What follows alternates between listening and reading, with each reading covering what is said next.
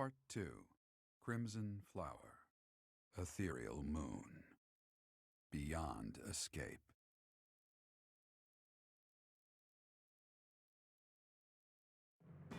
It is Imperial Year 1185. Half a decade has passed since Emperor Edelgard ascended the Imperial throne, yet the continent of Fodlan still remains lost in a tempest of turmoil and bloodshed. In the Holy Kingdom of Fargus, King Dimitri has welcomed Archbishop Rhea and her knights, who were driven out of Garreg to the kingdom capital. As they work to build a unified front, the war with the Empire rages on to the west. Meanwhile, Claude, leader of the Alliance, staves off Imperial intervention by strategically stirring up conflicts between Leicester lords in an effort to feign neutrality. As events unfold, Edelgard and her Black Eagle strike force begin to take action in an attempt to break the war's current state of deadlock.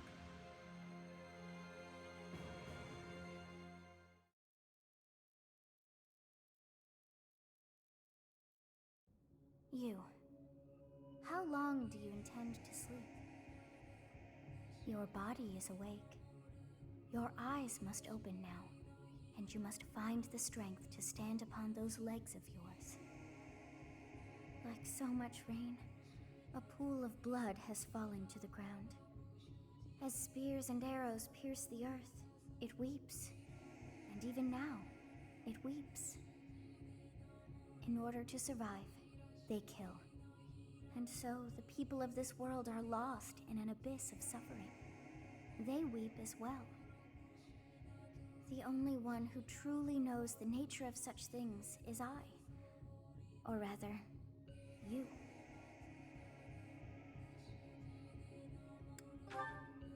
Excuse me? Are you saying you have forgotten who I am?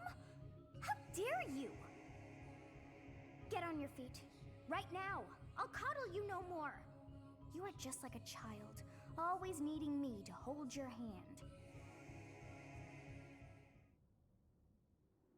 Hey, are you awake? I'm just a villager here. What are you doing in a place like this? I honestly didn't expect to find someone floating away down the river. Garreg is upstream of here, but that place was abandoned. Huh? You don't know? The Church of Saros isn't there anymore. Though, there have been some folks still living there in the 5 years since... well, you know. Regardless, the Imperial Army has taken over now. Are you feeling alright? You didn't hit your head or anything, did you? It's the ethereal moon of the year 1185. It's been nearly 5 years since the monastery fell.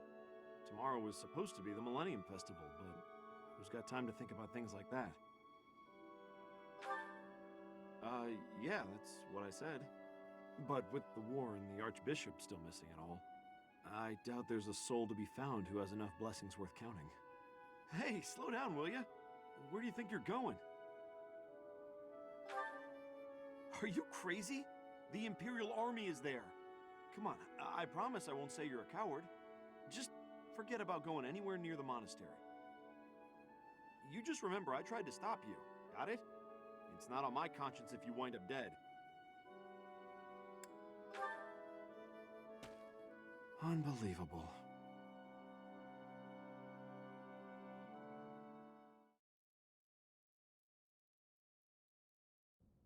"5 years ago to the day. If things had continued on as they were, today would have been the Millennium Festival." Halt! Who's there?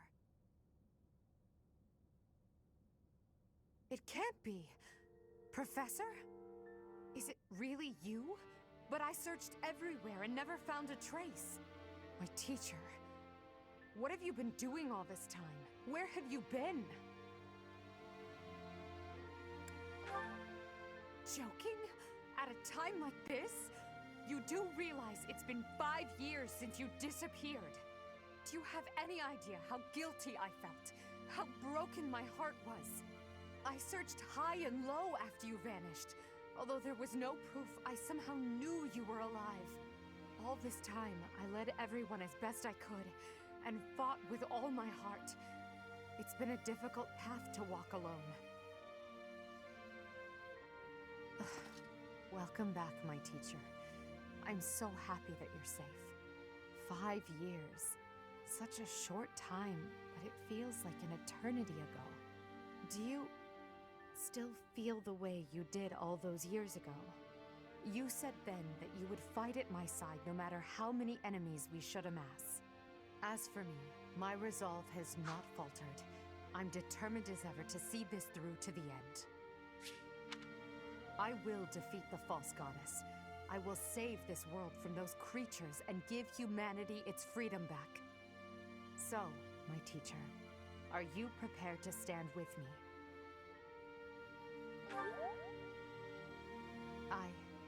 I thank you. Truly. Now then, I assume you understand the situation at hand, yes? Another joke? Or are you telling the truth? I suppose you must be. In that case, I'll tell you all that has transpired as you slumbered these past 5 years. And that is where we are now. The war is at a stalemate. Dimitri is the new king of Fargus. It's clear that his territory will continue to support the church. Meanwhile, Claude's leadership has thrown the Alliance into chaos. He maintains neutrality in their internal conflict. The situation has created a deadlock. We've been awaiting an opportunity for our squadron to return to the monastery. With you in the fray, I believe the state of the war will shift immediately. The church, as well as the kingdom and the Alliance. The time has come to eliminate them all.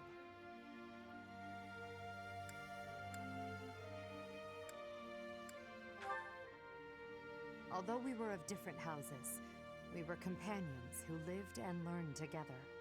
Some of our ranks are hesitant to battle against them, and against the people of their homelands. However, knowing that you're alive is sure to raise their spirits. Good. Well then, I believe it's time for a little reunion. The Black Eagle Strike Force never lost faith. They knew you were alive and have been awaiting your return. Let's not keep them waiting any longer.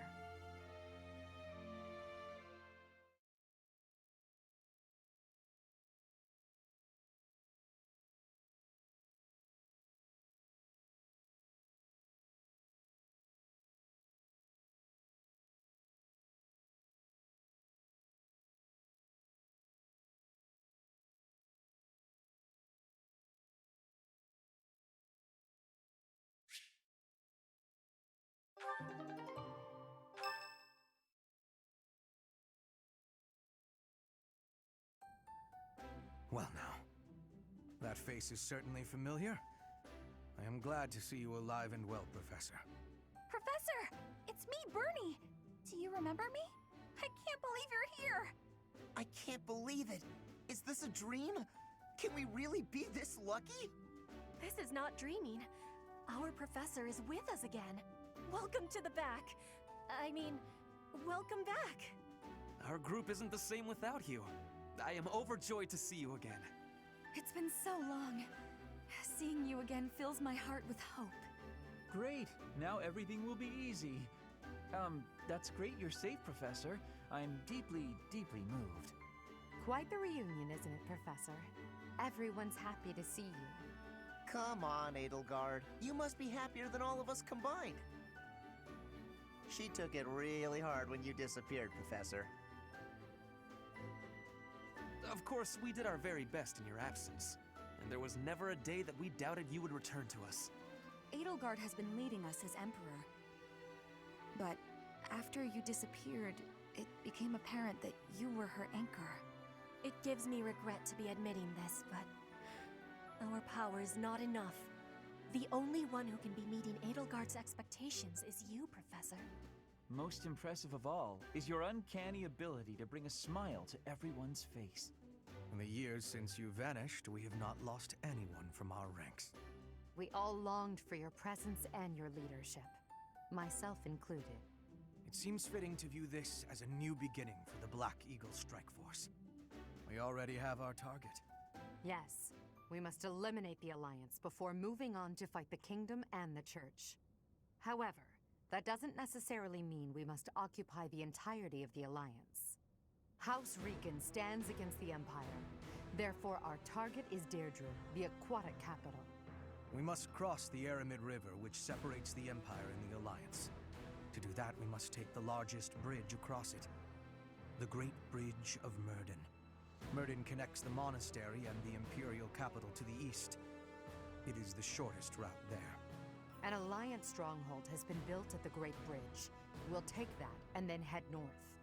At the same time, we must defeat the one who defends it, Judith von Daphne. If we can also take control of Daphne territory, it would be greatly beneficial to us. Prepare yourselves. The next battle will be a momentous one. Join me, my friends, as we begin our journey to bring peace and solace to this war-ravaged world.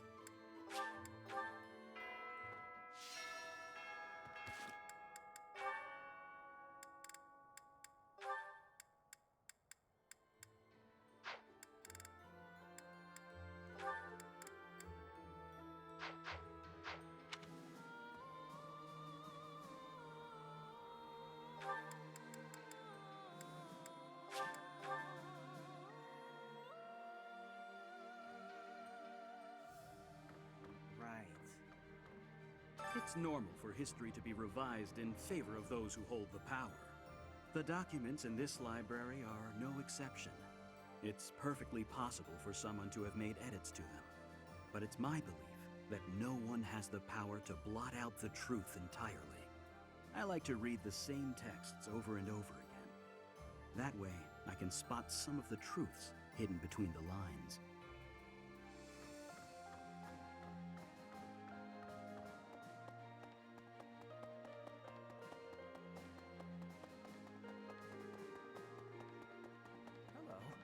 Professor, do you know how happy I was to hear you were still alive? I'll tell you how happy. For the past 2 days, I haven't had my morning or my afternoon naps. Well, as long as we weren't marching. Can't sleep much then. But it's not for want of trying. By the way, with Professor Hanneman not around, I've occupied his room. So I am well equipped to perform research on you. Isn't that exciting?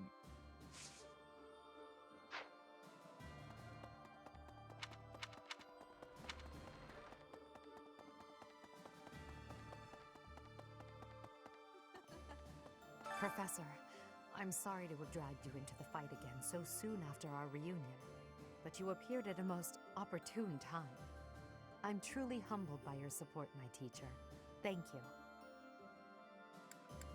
And so I will. I'm hoping your abilities from 5 years prior are still intact. Make sure you're ready to head out, okay? Allow me to brief you on the details of our situation. The Empire firmly controls the western portion of Fargus. However, the central and eastern regions continue to put up heavy resistance. The strongholds in these regions are Aryan Road, the fortress city, and Ferdiad, the kingdom capital. We cannot control Fargus until we have taken both of these cities. As for the Alliance, Houses Gloucester and Ordelia seem predisposed to capitulate to us. However, due to interference from Houses Regan and Goneril, we have yet to secure their cooperation. Claude obviously hopes to keep the Alliance whole through diplomacy. But because we have had to focus our efforts against the Church until now, our forces have yet to meet his. We have only recently begun to take the fight to Alliance territory. I have a request for you.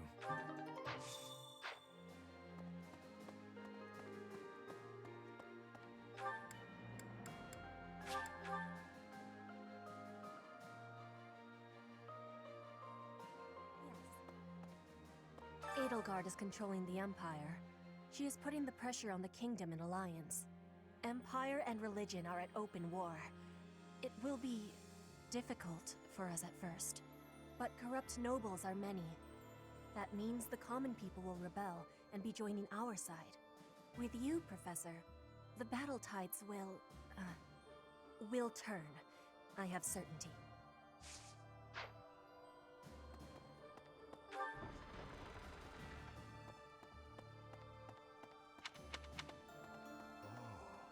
You've survived.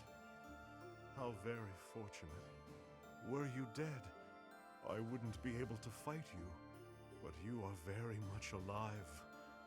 Now I have a chance to kill you.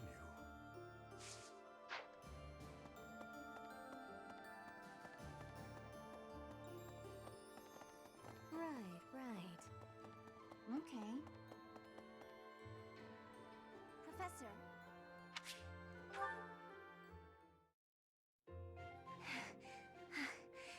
Thank you for helping me with my training again today, Professor. I'm gonna keep at it for a while longer, so you go on ahead. I can't. Not when I'm right on the cusp of using my power to greater potential. Surely you yourself are tired. Just don't worry about me, okay?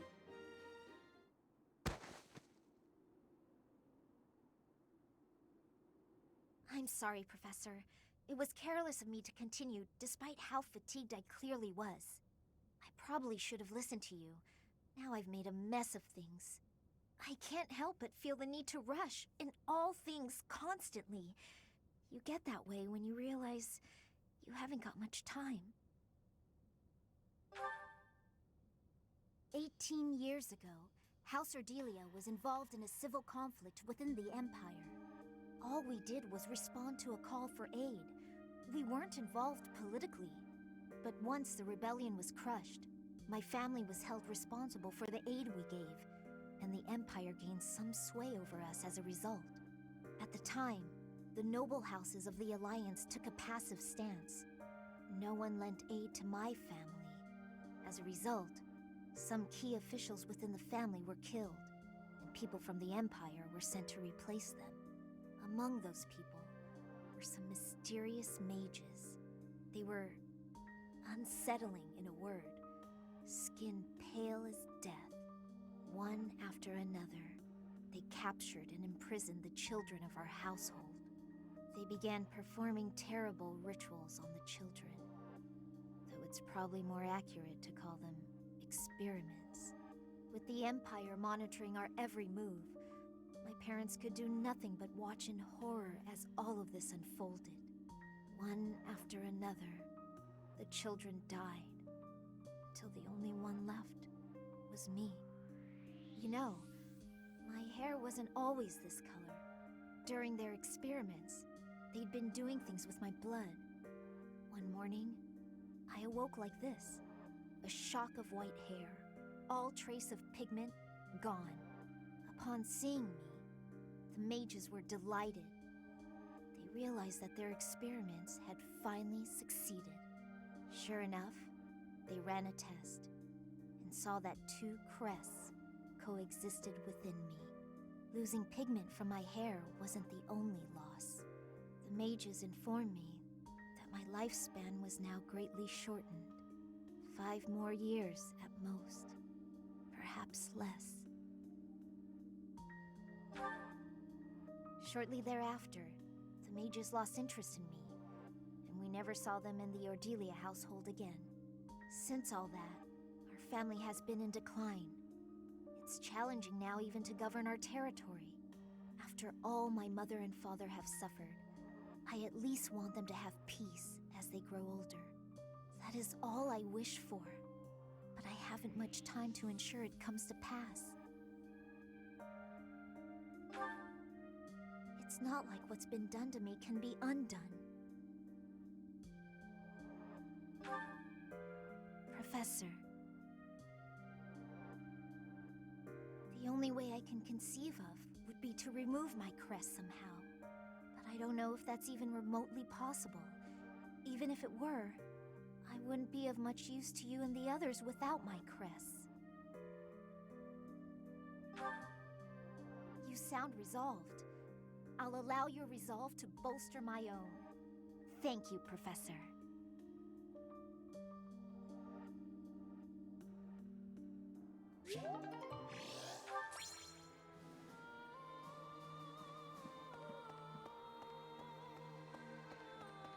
Professor!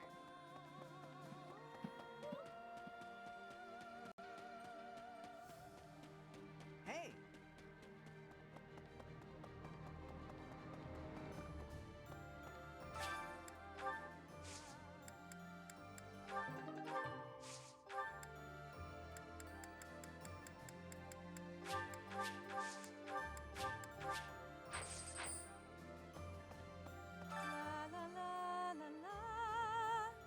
Professor! Oh my, it's so good to see you. These days, so many old friends seem to be disappearing. But you're here. It's incredible to see you again after 5 years. I have a feeling your name will go down in history.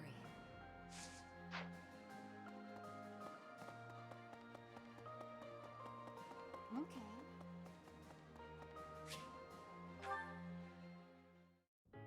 Professor, please do not be concerned. I just did too much overworking and lost my strength.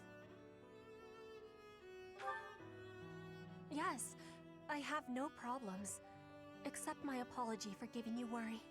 I have sorrow. I am sorry to be fainting at a time like this. Even though I was not asking for your care and attention, you gave it willingly. I am thinking that is incorrect. Will you have a listen to me? There is something that I must be saying. I am thinking you already have knowledge of why I came to Vodlin. Not for studying, but as a hostage for the Empire. So that Bridget would not be rebelling anymore. It feels like a knife against my throat. That I am making my grandfather obey the Empire. Because I am a hostage, it is not an option to be giving up. I must be fighting, and winning, and staying alive. I must do anything to be making life better for Bridget. To be making Bridget and the Empire stand as equals. That is what my people are wanting from me. And what my grandfather, the King of Bridget, is wanting. My want? I am not knowing of that. The wants of my people are something I have power to achieve. Their wants are my own. How I really feel. I have understanding. Wait, no, I actually do not have understanding. Yet. What I am understanding is that there is something I am not understanding. When I know what my true want is, I give you my promise that I will be telling you first.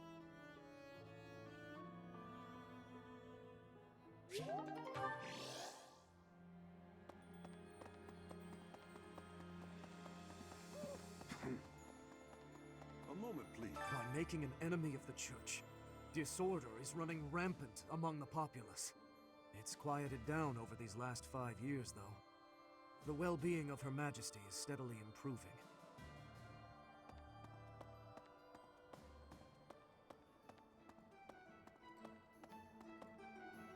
Hello there. This one, yes? This one, yes?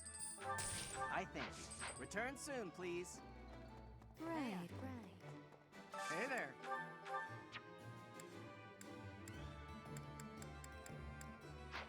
Come back anytime.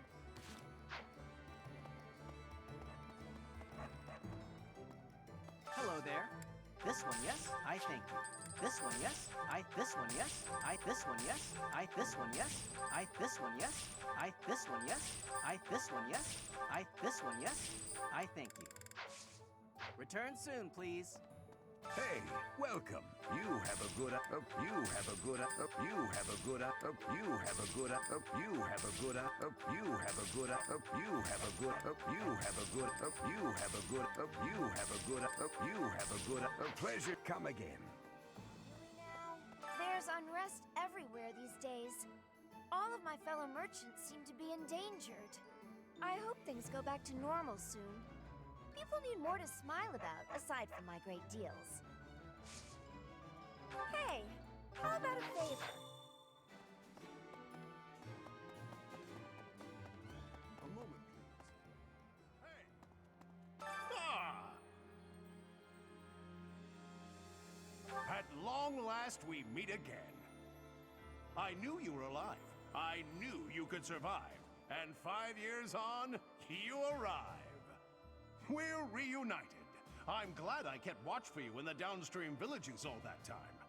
I was so devoted to finding you that I left the Knights of Seros. Now I serve no one other than you. I'll protect you, just as I promised Captain Gerald I would all those years ago. Professor? Greetings, Professor. Nothing to report. What's that? Do I have brothers in the church? You really are well informed. My older twin works for the Knights of Seros, but I think he's just a grunt, not a noble gatekeeper like yours truly. Unlike me, he's very devout.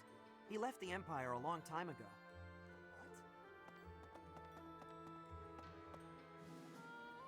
What? Professor! Hey, Professor, something's been bothering me. Remember that suspicious guy I chased after back when I was a student? A knight scolded me for it, but at the time, I really thought I was doing the right thing. Now that I've had more experience on the battlefield, though... I've been looking for you. There isn't much time, so I'll keep this brief. The knights encountered a band of brigands while out marching. It was hard fought, but we prevailed. Our soldiers are highly trained, but the enemy was formidable, and we weren't expecting combat.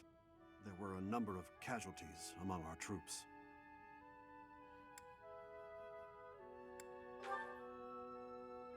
Much appreciated, but there's a reason I need to bring this to your attention. The brigands all bore identical tattoos of a scorpion on their arms. Please, keep an eye out for that mark in the future.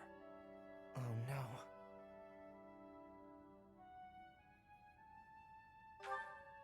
Don't mention it.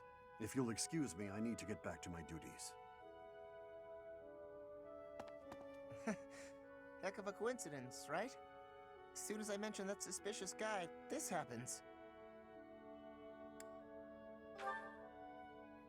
But some of the knights died in combat. They died because of what I did 5 years ago. This is my fault. If I'd stayed quiet and tracked the guy down like you said, we would have stopped those brigands sooner, and I wouldn't have blood on my hands.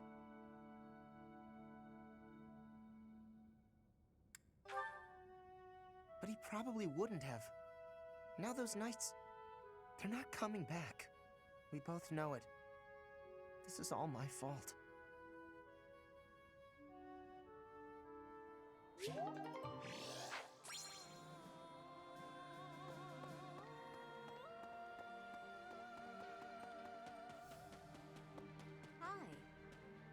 There were clashes with the Kingdom Army near the Western Front, but this is the first time the Alliance Army has had an honest-to-goodness fight. I hear their leader's pretty competent, but the Alliance Army is pretty tough too.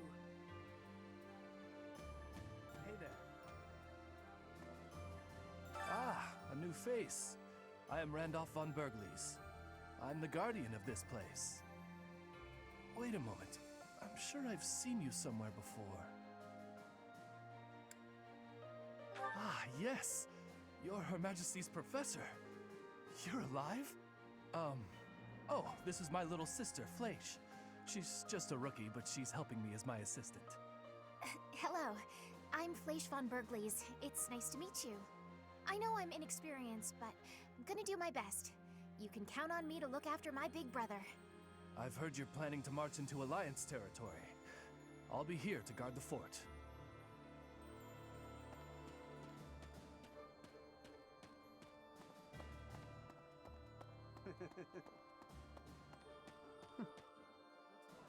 Professor. Nice place, isn't it, Professor? Standing here, you can almost feel the goddess's absence. Discounting what dwells within you, of course. Do you think some punishment would rain down from the sky if this monastery were to be destroyed? Of course not. Even if the so-called Immaculate One came back here for revenge, that would only be a result of this war, not the work of a deity. If it is between love and hate, then I would choose the latter.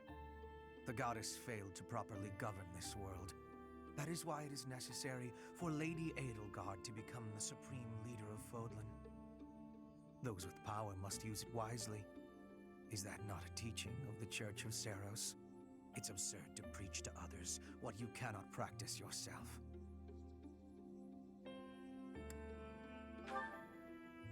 Yes. It is our humanity that pushes us to step up and take the lead should the need arise. That is not the case for inhuman creatures with lifespans well beyond our own. We must fight to preserve what makes us human.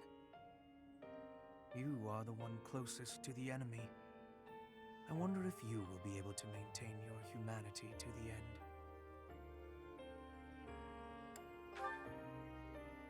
Does that mean you know I will do what must be done? You must trust me a great deal. I've already dedicated my life to Lady Edelgard. To throw my lot in with you is inconceivable. But if I had 2 lives to give, I might devote one of them to you. Not as master and servant, but as equal partners. What?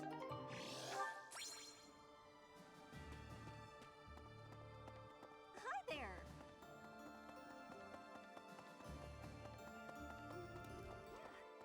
Are we leaving for battle? I heard it's a long march. But it's fine. I've had plenty of time to stay inside lately, so I think it's time I went out. Yeah, I can do this. No more Bernie Bear.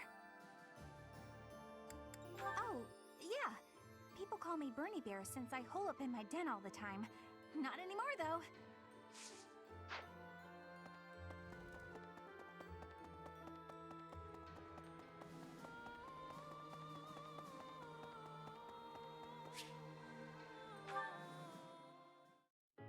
I can't believe how long it's been since I left home. Since I was dragged out of the house, I mean.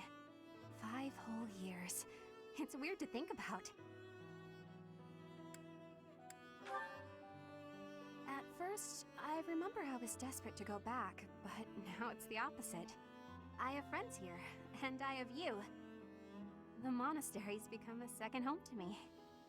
Back then, I never would have dreamed a day like this would come. It's all thanks to you. You've given me a second chance at life. If not for you, I never would have gotten used to leaving my room, let alone the monastery. Maybe the battlefields just dulled my senses. I'm much better with strangers and new places now, though. I don't panic nearly as much as before.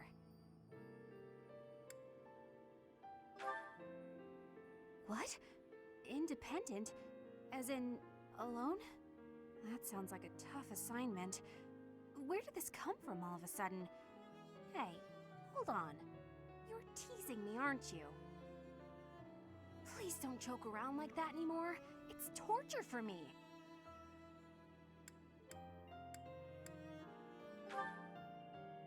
You're still not taking me seriously. I mean it. Promise me you won't do that again. Friends respect each other's feelings, don't they? Good. I'll hold you to that. You're absolutely not allowed to send me out anywhere on my own. Got it? You would need to come with me. If you're with me, I can go anywhere in the world.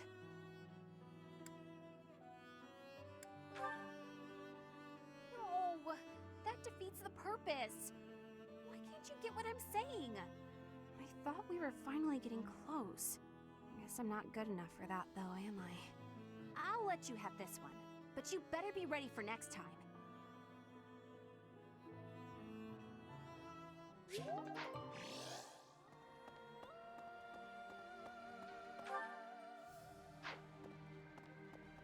Oh.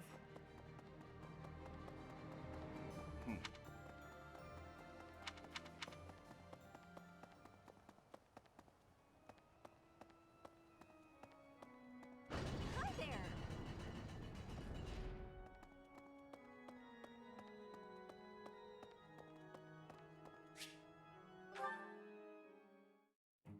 Hello, Professor. What brings you here? Fancy a bit of fishing?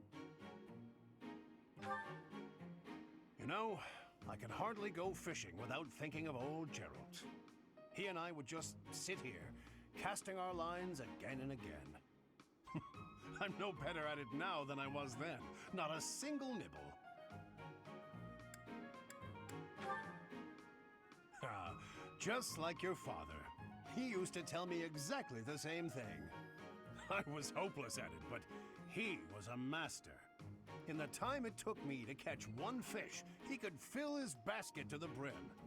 You know, talking to you, I'm feeling very nostalgic. Why don't you join me?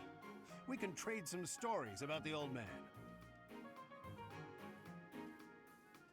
We spoke before about how Gerald never seemed to age, right? Once, when he was drunk, he let the secret slip.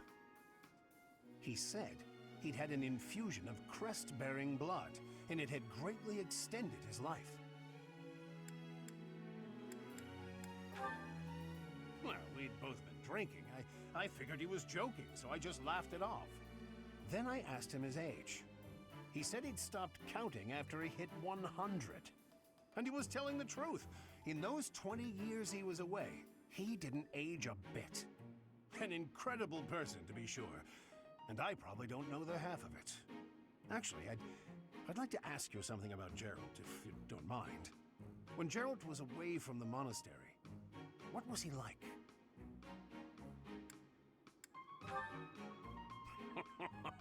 In other words, he was exactly the same. When he was with the Knights, he always found time to go fishing. He was hooked on it, you might say. He'd say there was no greater pleasure in life than sinking his teeth into a fish he'd caught and washing it down with a drink. I have to say, right now, fishing with you, it really takes me back. This feels just like the good old days, when Gerald was sitting alongside me.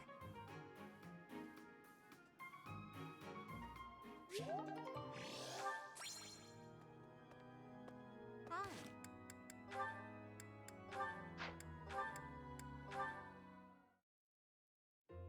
Standing tall, I see. Edelgard, hello. What do you think of this horse? An equine marvel, no? Look how intelligent he is. You can see it in his face. Certainly much smarter than your horse.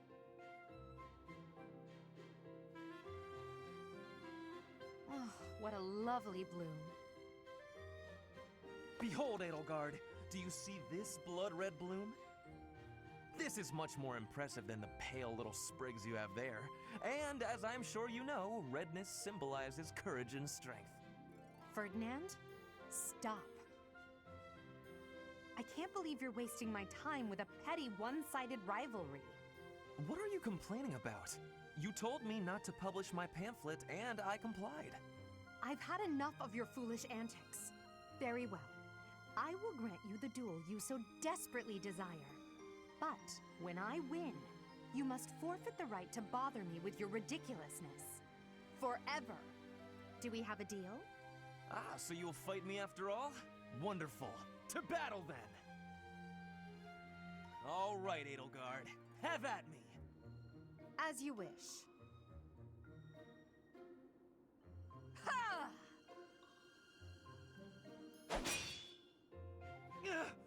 It only took you one blow? How? I can't afford to hold back against an opponent like you. I led with my fastest, strongest strike. Fastest and strongest? You're just flattering me. I have been defeated, utterly.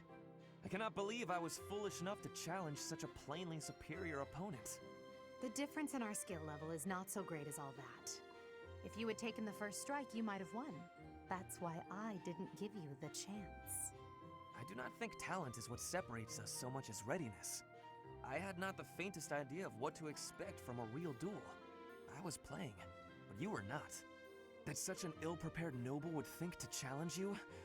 It is laughable. Ferdinand.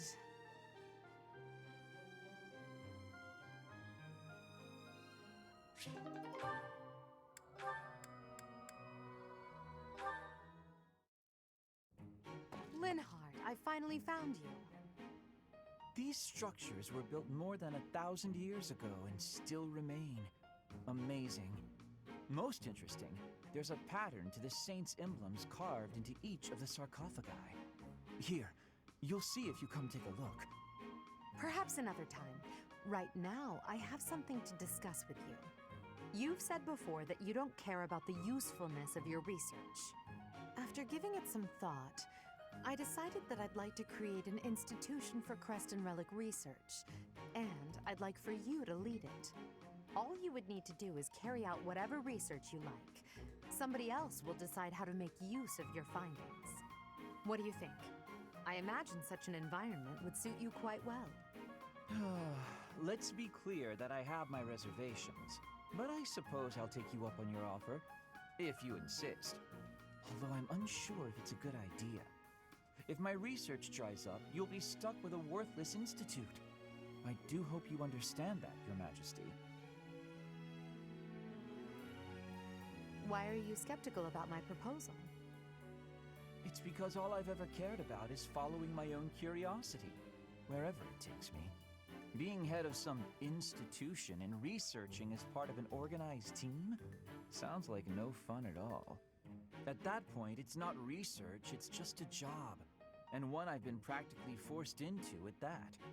However, since I know you've put a lot of effort into preparing this opportunity for me, and since I like you well enough, I will, begrudgingly, take you up on the offer. Well then, I suppose I should be grateful. But I'll be honest, I see little point in bringing you on board if you're so troubled by the idea. Let's put this idea on hold for the moment. I'll figure something out for you by war's end. I have great respect for your talent, Linhardt. I'm certain I can find a way to make use of it that's to your liking.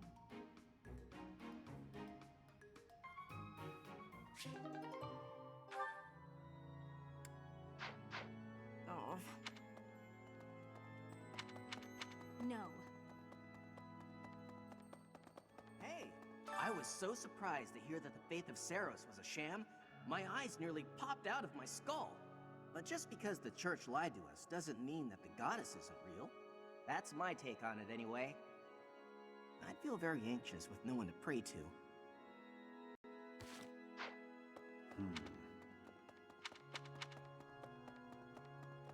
Maybe.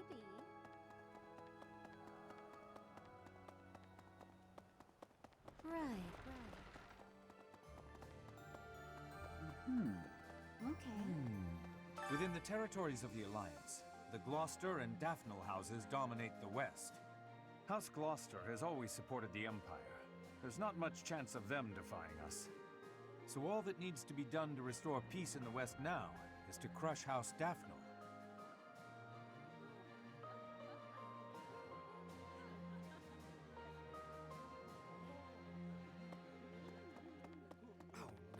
The last 5 years have been difficult at times. My relationship with Edelgard is rather contentious, due to the incident with my father. Nevertheless, I cannot abandon my family's duties. As Duke Eyre, I must play my part in the Imperial Army. Edelgard intends to abolish the nobility, but I know I can dissuade her from doing so.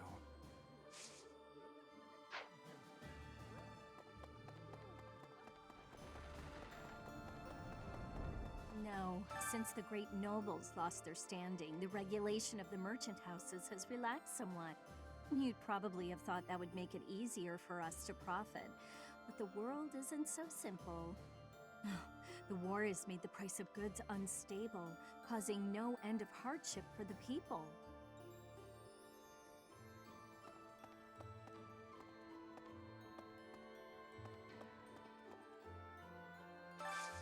I need a favor.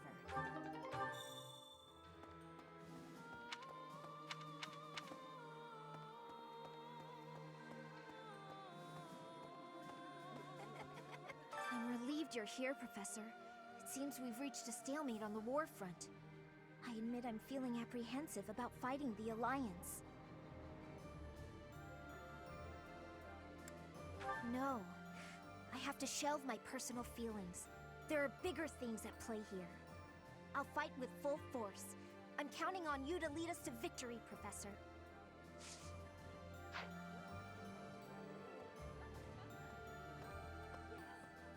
I have good friends in both the Alliance and Fargus, so this fighting weighs heavily on me. I can't bear the thought of battling the Knights of Seros to the death. I have to keep my chin up though, right? Let's press on together, Professor.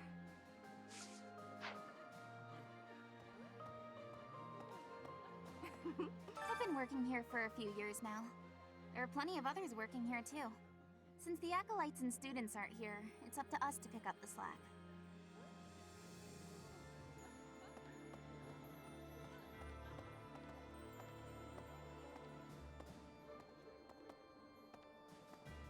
Hello. The north side of the Great Bridge of Myrden is in the territory of Acheron of the Alliance. He's known as the Weather Vane. He's a notoriously flippant man. A man like that doesn't have the guts to give it all for the defense of that bridge.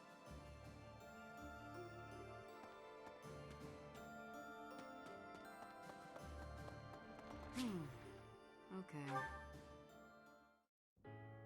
Yes? Oh, it's you, Professor. I was certain it was Hubert coming to drag me back to my duties.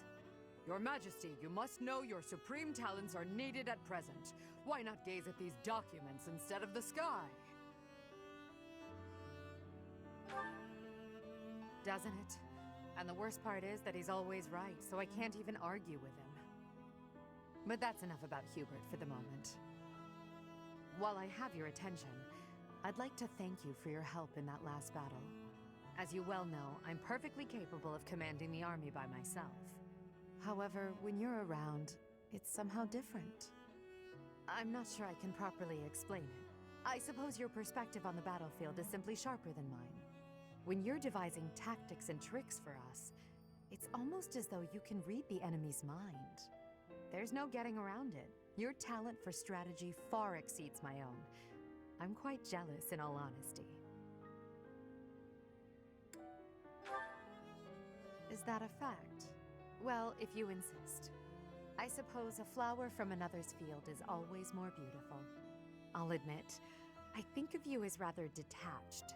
So to hear that you have emotions such as jealousy is something of a relief. Oh, but you are. Don't even try to argue. But I suppose I'm much the same. I've also distanced myself from the ordinary world. Friends. That word somehow doesn't seem adequate. Besides, we've been friends for a long time, you and I. By now, we're so much more than that, at least in my mind. You know, instead of Edelgard, you can call me just Elle, if you so please. That's what my parents and closest sisters used to call me when I was little. Now there's no one left who calls me Elle. But with you, well, I think I could allow it. In fact, it would mean a great deal to me. Why? Well, you have stood beside me and shared my burdens. As I said, you are much more than a friend. In truth, you are like family to me. I suppose that's why. Hey.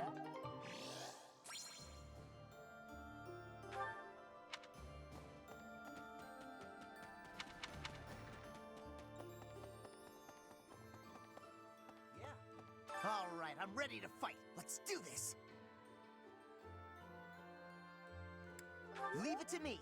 I can take on the whole, most of the enemy's army. I know my limits now, Professor.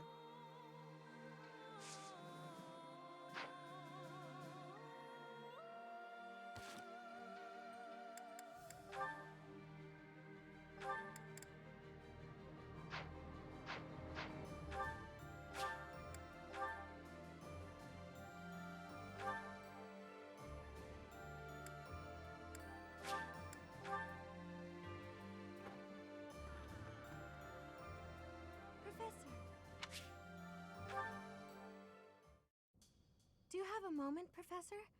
I need to speak with you. Thank you so much. This is what I wanted to address. This letter from my adoptive father just arrived.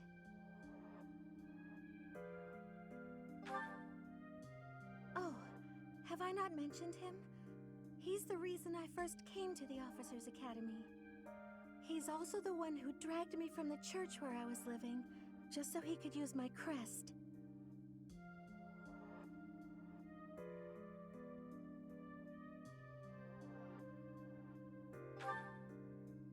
My crest does not yet belong to a house, so he plans to use it as leverage to marry into the nobility. He's a very greedy man who was a roving merchant before adopting me, but now he's in the capital. This letter says that he's finally arranged to marry me off to a wealthy noble. I know he's just thinking of himself, but can't he see that this isn't a priority when we're at war?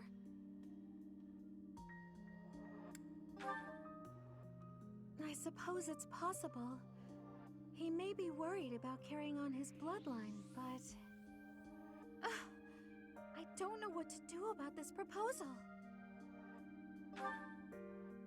I can't see any way around it, so I fear that I must. I just don't want to let go of the life that I've made for myself. I know it's not what my heart wants, but I don't have the strength to say no. I believe I've mentioned this before, but I want to work in service of the church. Well, I suppose it doesn't necessarily have to be the church, but I want to help those in need. If I were to marry a noble, I think it would be difficult to realize that dream. It's just, I've always allowed myself to follow the whims of those above me. I convinced myself that everything in life was at the will of the goddess. I was blind to reality. I believed it was her will to both pull me from the church and guide me to the Officers' Academy. The decision to enter this war was the first time I acted of my own free will. My adoptive father opposed this decision, but I somehow managed to convince him. Still, I couldn't free myself of him completely. This letter is proof of that. It's not that I'm scared of him, but there is something that worries me. I knew you'd understand, Professor. I've sat down to write a reply several times, but I can't muster up the courage or the words. I was hoping you could provide me with the encouragement I need.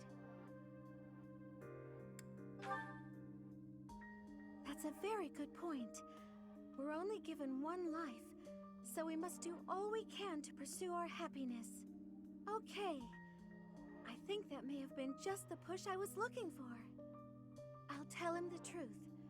That I found a life worth pursuing, and I must decline the proposal. Maybe I should tell him I've fallen for someone else.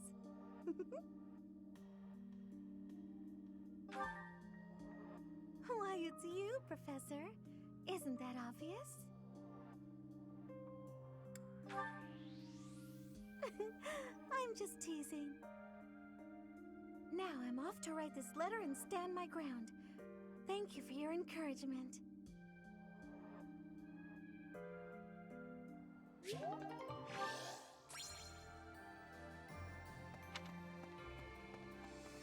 Hello. Okay.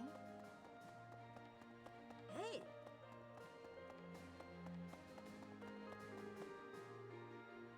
Professor?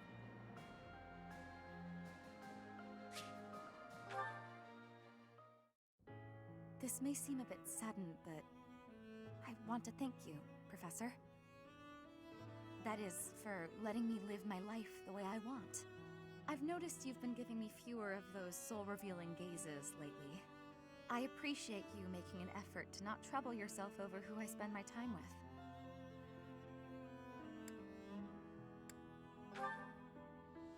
Well, of course. Did you think I wouldn't notice? It's kind of sweet in its own way. Professor, may I tell you a story about when I was younger? I was an orphan, living in the back alleys of Enbar, until one day I was overheard singing. That was when my new life began. I was suddenly a songstress in the Middle Franc Opera Company. Performers, nobility. I met so many people. But none of them ever really knew me. I was just some young, pretty girl who could sing. A spectacle to be admired. Even though everyone praised my looks and my voice, and they showered me with gifts, I knew one day I'd be old. My looks would fade, my voice would change. I wouldn't sound the same. And I started to wonder, when I did get old, what would I have left? I'd be old, alone, and back on the streets of the capital, right where I'd started.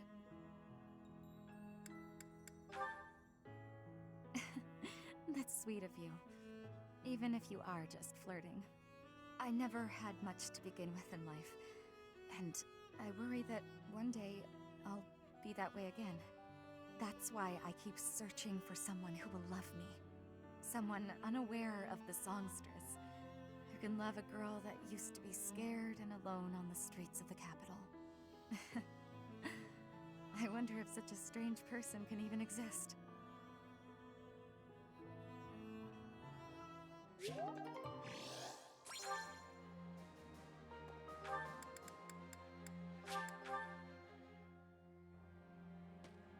Hey there. Hi.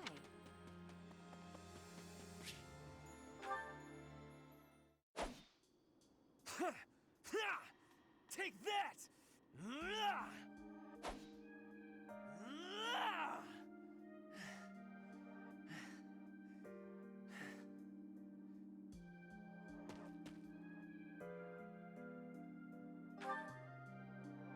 Yes, I am in a hurry.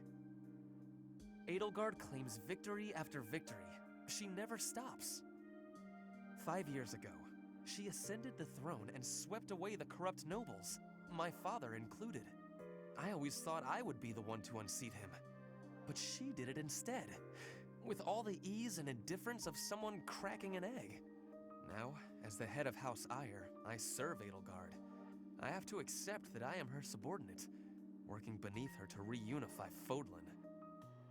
The disparity between Edelgard and myself is obvious. She never stops moving forward, single-minded, never wavering. But where does that leave me? Here, flailing about, going nowhere, contributing nothing. But it is. That is the reality. Not once since our days at the Academy have I exceeded Edelgard's abilities. I saw her as a worthy opponent. She did not even see me as a contender. She did not even consider me at all. As the head of the noble House Eyre, I must be able to achieve results. But all my efforts have come to nothing. Results are everything. I have not shown results, so I will be stagnating here forever.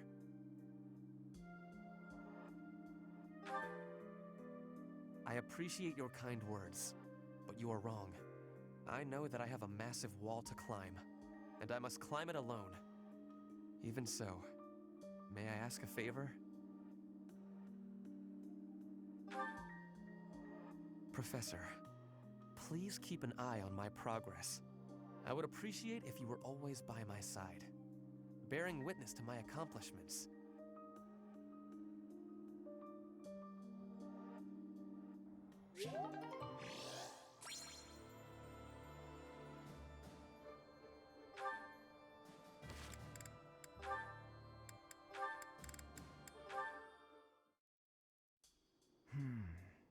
Ah, yes.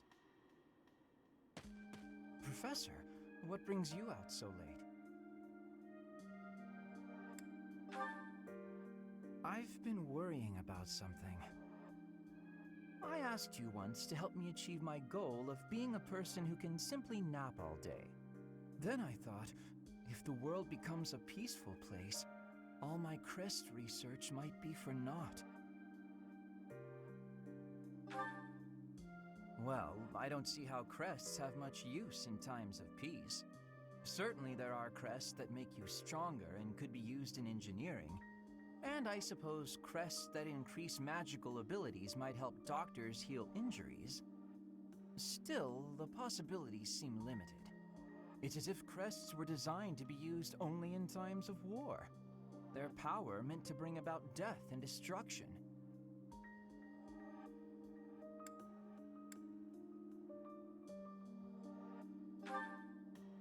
I cannot prove what I say is true, but suppose for a moment that it is. The longer this war goes on, the more useful my crest research becomes. But if the war were to end today, we would go on living, perhaps not using the power of our crests at all.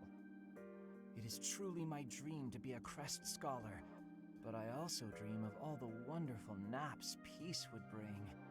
Saying it all out loud, it feels a rather stupid thing to worry over. Knowledge or peace, sleep or war. You know, you're right. In the end, maybe it's not that stupid after all. It certainly isn't to me. Although if I stop researching crests, I'll have one less excuse to spend time with you. Professor, don't make faces like that. People like you, who listen to my blathering and then nod and smile as though what I say matters, people like you are very precious to me.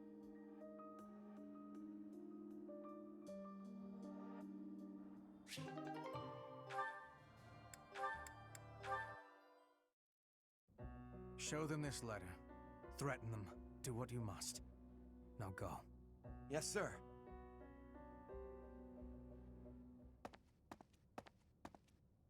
Hubert, that letter. Is that what I think it was?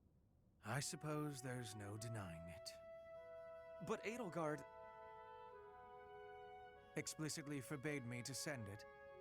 Yes, I know. I cannot believe it! You disobeyed a direct order? I thought you were her loyal aide. Unwaveringly. All that I do for her. I seem to recall you expressing a similar sentiment.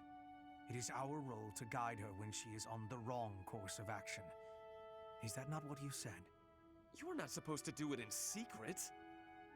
When you disagree with your leader, you must voice your concerns directly. Otherwise, what is the point? The point is the same. Lady Edelgard's best interests are served whether she knows it or not. She needs not trouble herself with the mundane details of my actions. Only results matter. You are sorely misguided. When I believe that Edelgard is making a mistake, I tell her as much. Through discussing the matter, I sometimes find that I was mistaken. To skip that process, to make a decision that is not yours to make. Perhaps your advice is simply useless then. Excuse me? Listen to yourself. If I do as Lady Edelgard requires, then you tell me to be more independent. But if I tread my own path, I am misguided. I suppose the fault is mine for expecting any useful advice to come out of your mouth.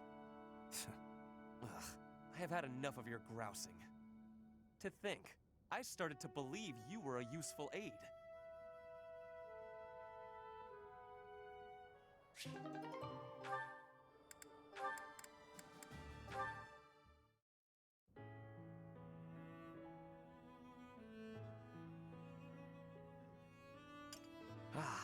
Even with the fires of war raging all around us, tea never fails to soothe the soul. Do you not agree, Bernadetta? I hadn't actually thought about it, but yes. Excellent.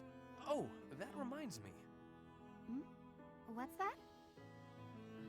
A long time ago, my parents were in talks to arrange my marriage with a certain young lady. She never set foot outside of her room, and she made little dolls to curse her perceived enemies. Such were the rumors.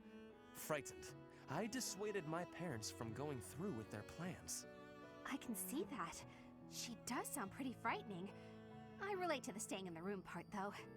That girl was you, Bernadetta, a daughter of House Varley. What? I don't make dolls to curse people. You are a skilled embroiderer, no? I guess I was wrong. You were not making dolls. I did make dolls, but cute ones. Nice little carnivorous plants and things. Maybe I should not have brought this up. Why not? Carnivorous plants are adorable. Yes, adorable. Anyway, if I had actually known you, I would have accepted the proposal. Why? Did you have some scheme in mind? No, I just mean, now that I have gotten to know you, I would have been happy to... So, you're saying you'd... with me?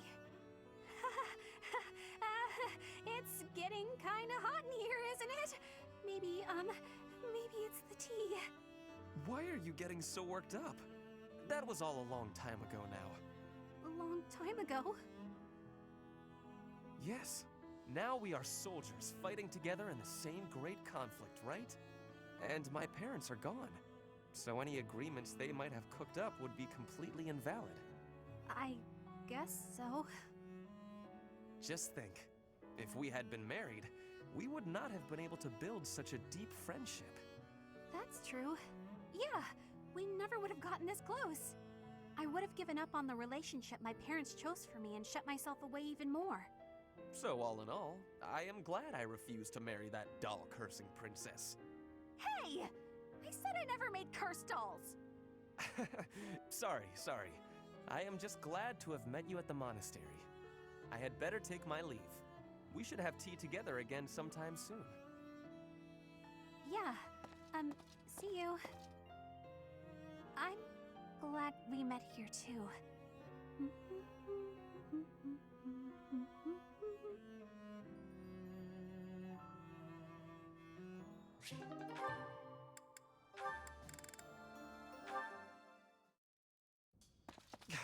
Mercedes!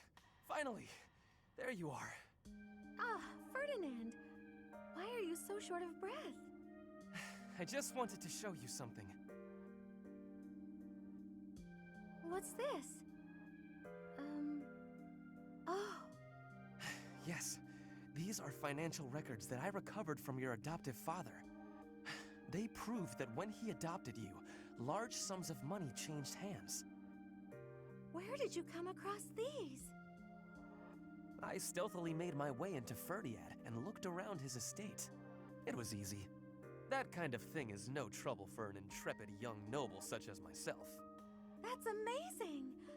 I mean, amazingly irresponsible. I can't believe you put yourself at risk for my benefit. I really wish you wouldn't do such things. No, I did it for my benefit. I could not help myself. With these documents, we can show everyone what a scoundrel your adoptive father really is. His noble aspirations will be crushed. The lord of the region will probably rescind his adoption contract. In other words, you will be free. Here, take them. Do with them what you will. Do you really believe these will set me free? Yes, of course. You will be free to decide your own path in life and go wherever your heart leads you. That does sound nice, but... I'm sorry, Ferdinand, but I think you should hold on to the documents. Why? Is this not what you want? I've lived so much of my life following everyone else's lead, so much so that I've come to terms with it. It's almost unavoidable at this point. But with these, I could regain my freedom and change all that. You baffle me. Do you not wish to be free? Of course I do.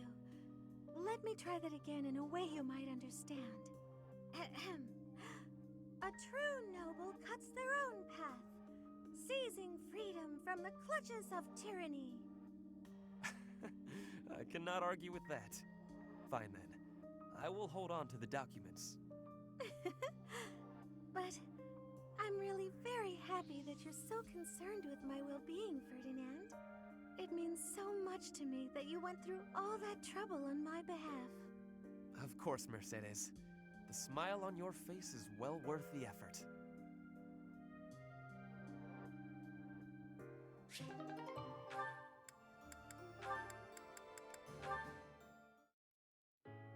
Come on, Bernadetta, open up. Why are you so mad at me? I have no clue what this is about, but I'm sorry. You have no clue? Don't you remember what you did to me? No. I didn't do anything. Yes, you did. You did all kinds of things. But the worst thing was carrying me off twice. I thought I might die. What are you even talking about? Don't act like you never took me to that place.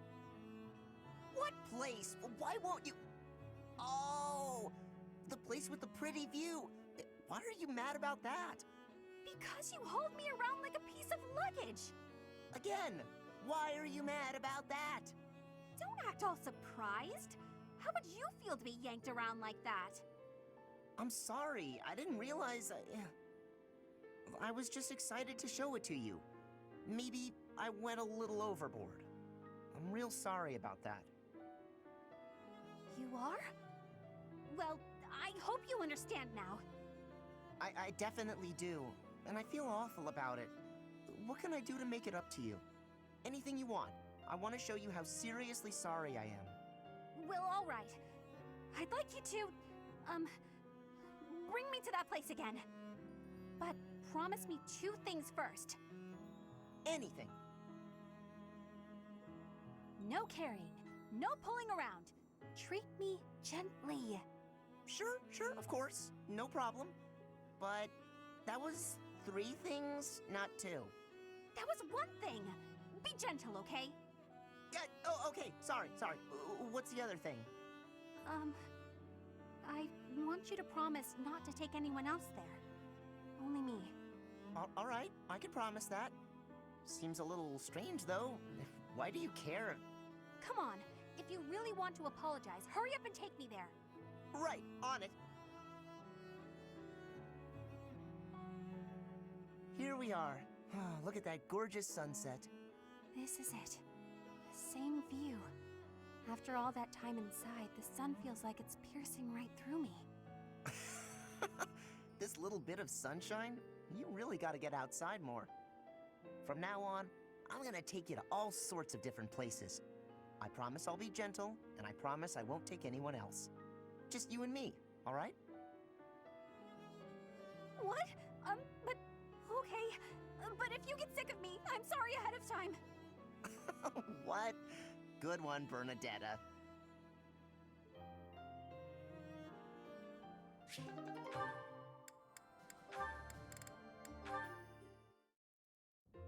Hey, Caspar. Care to join me for tea? Again? Well, let's make it quick. I gotta get some training in eventually. More training? Don't you get tired of it? No, I don't get tired of working toward my goals, unlike you. Me? What do you mean? Your quest for the perfect husband. I haven't seen you wasting time with any dull-looking guys lately. Oh, that. Maybe I just found something worth staying in for. You mean in the monastery? This place is a dump compared to what it was 5 years ago. That's not what I'm talking about. Honestly, Caspar, you don't understand women at all. Well, excuse me. Maybe I'm just another dull guy. That must be why you don't pick up on how I feel. What? When I'm around you, I feel like, well, like I can always be myself. I don't need to act differently or flirt or lie. I can just be me.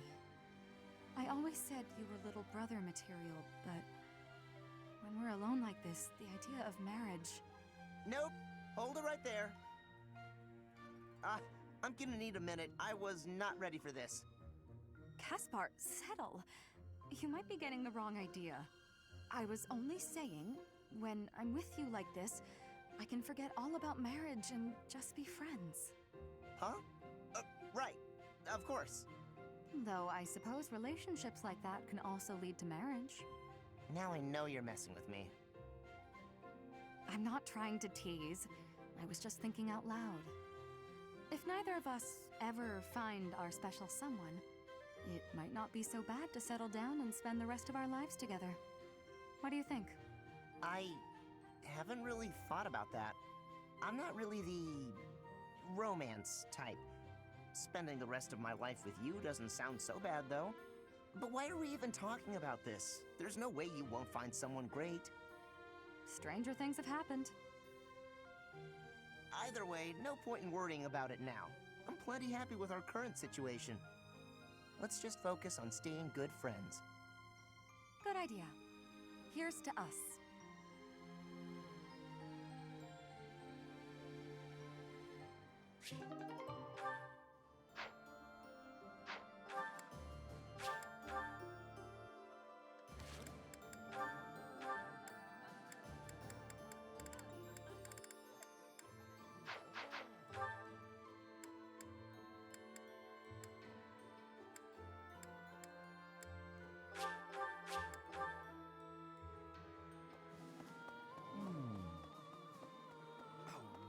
The last five, nevertheless, as Duke Edelgard. What a. What a. What a. What a. What a. What a. What a. What a. What a.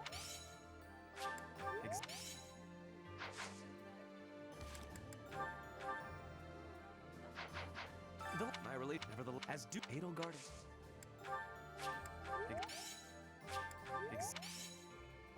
What a. What a. What a. What a. What a. What a. What a. What a.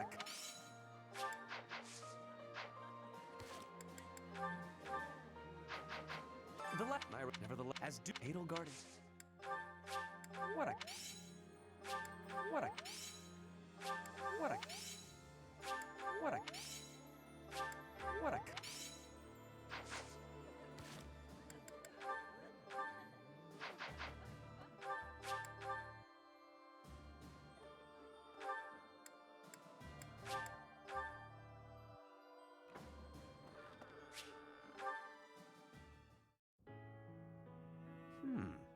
What an interesting way of looking at life.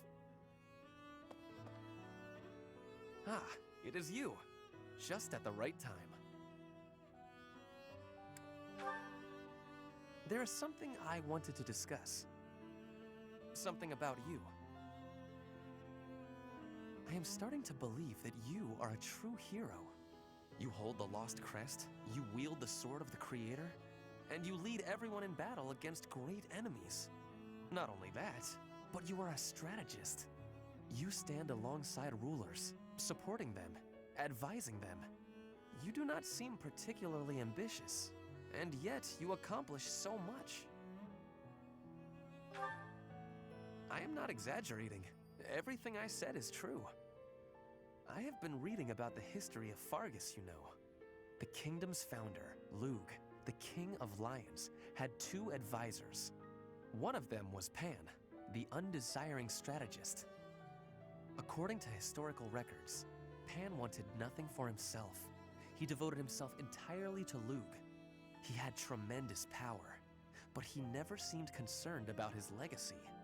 So in the old chronicles, there is hardly any mention of Pan's deeds. All that we know is that he helped Lug, his friend and leader. It is not surprising that you have never heard of him. I did not even know his name until recently. But when I watch how you conduct yourself, I feel that I am seeing the unknown deeds of Pan. It is only a thought, of course, but it makes me feel rather happy. Even if it is not in the pages of a history book, a life can be full of achievement. I know that I will never be greater than Edelgard. She will always surpass me. I am what I am. Like you and this undesiring strategist. I will do what I am called to do, even if no mark of me remains in the history books.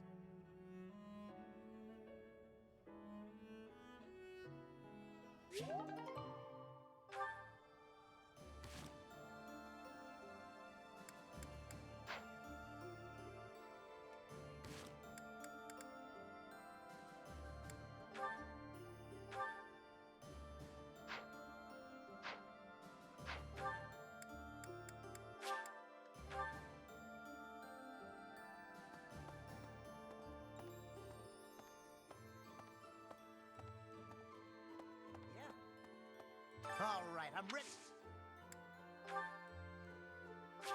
Thanks for the. Thanks for this. Thanks for.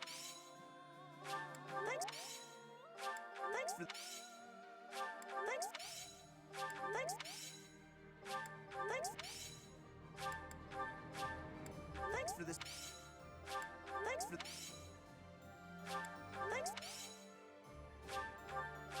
Thanks for this, Professor.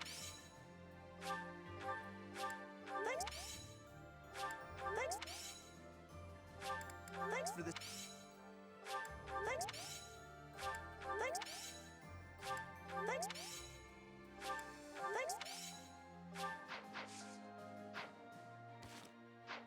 All right.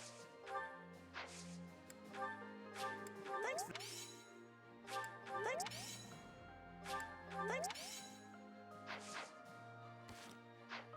All right.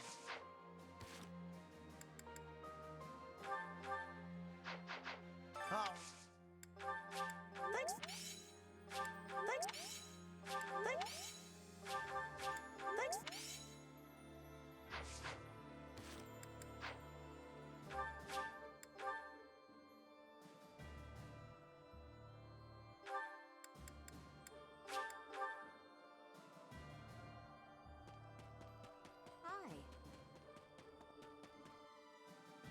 Professor. Do you have a minute, Professor? I gotta talk to you. I've been thinking a lot about those brigands with the scorpion tattoos, and I realized something. I mean, I'll feel better if I get this off my chest, right? Okay, listen. I can't deny who I am. I know you were right 5 years ago when you told me not to chase after that suspicious guy. But I still can't get over the possibility that he might have hurt those kids. I would have regretted not stopping him for the rest of my life. There's no way I could forgive myself. It sounds awful to say, but the safety of those kids is more important to me than the knights we lost. I'm sorry, Professor, but I can't promise that I won't disobey your orders in the future. I know. It's too big a risk to keep me around. I won't cause a fuss. I'll just pack my bags and... Wait, what? I guess so. You're really okay with me sticking around? Even if I might not always follow orders? People could get hurt if you let me keep doing things my way. Just like that? I almost can't believe it. I really struggled to come to this decision, you know? I want to stand by your side, but I won't stop standing up for what I believe in. I know I might cause trouble for everyone, but I just, you know, I give up. I've got nothing else to say. I should have just kept my mouth shut. Yeah, I know. Thanks, Professor. Thanks for accepting me for who I am. I'm glad I get to keep fighting by your side.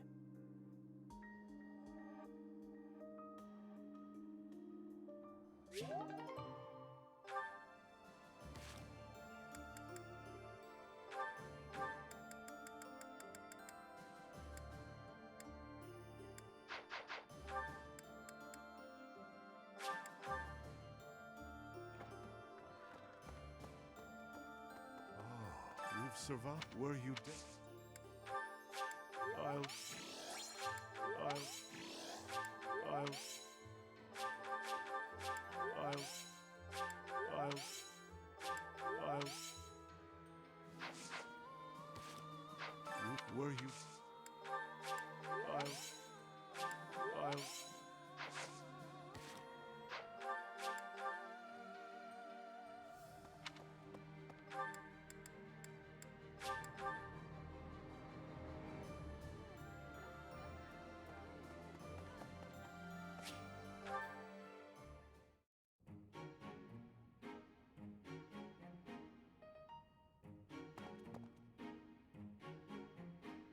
What's the matter?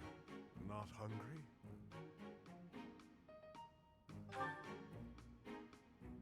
I am partaking in some sweet delights. Is there a problem? Yes.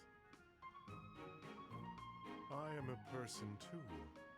What I eat is nobody's business but my own. If you need something, spit it out. My ice cream is melting.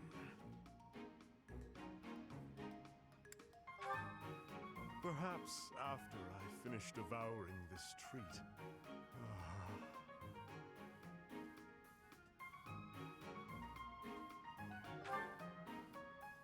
I am. And I am not. At the moment, I am Yuritsa von Hrim. The Emperor and the army know me only as the Death Knight, but he is merely an illusion. A demon who resides in my heart. He is not me. Not who I am at my core. He thrives and feasts upon blood, death, suffering. So while I sit here eating, I prefer to just be myself. Yuritsa, I would like to be who I truly am.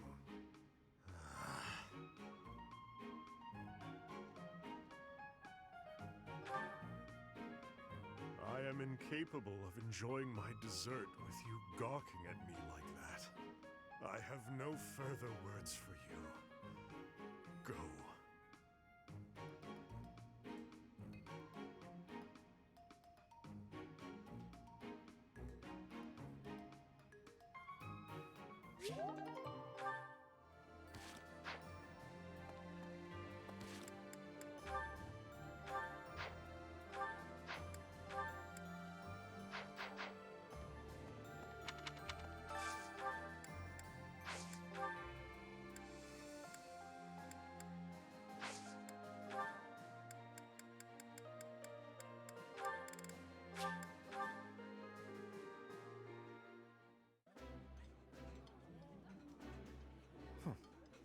When the three of us sit together like this at the table, Let me guess, we look as though we're plotting something wicked. You realize you're mostly to blame for that.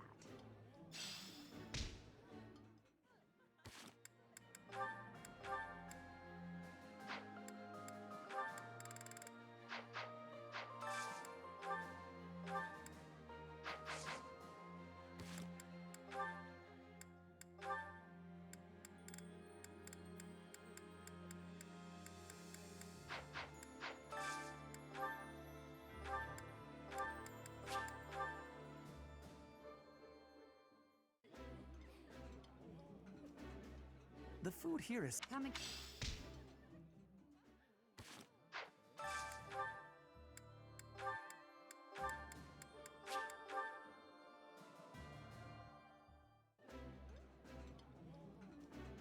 I see your food preferences are the same as they ever were. You haven't changed at all, either.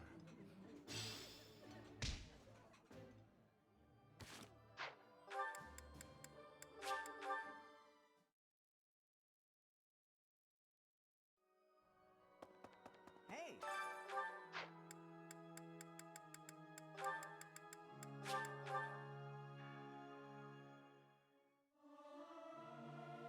I hope this song. I almost forgot how to sing.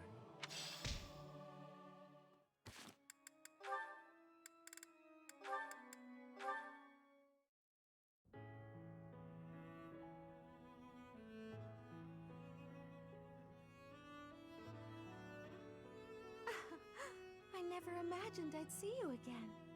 Indeed. Emil, I've missed you so much. How long has it been since we last spoke? Since you left House Bartels, I was 8. And just look at you now, all grown up. I notice that you still indulge in sweets. It makes me happy to see that you're still the same in some ways. It has been some time since I've tasted such a thing. Well, of course. That's because this is a recipe only Mother and I know of. Oh no, you've gotten crumbs all over your face. Sit still while I wipe them off. Stop it. Oh, come on. Allow me to be your big sis. It won't hurt you to indulge me. Mercedes, the little brother you once loved, he is no longer here. It doesn't matter to me how you've changed. You will always be my baby brother. You are precious to both me and to Mother.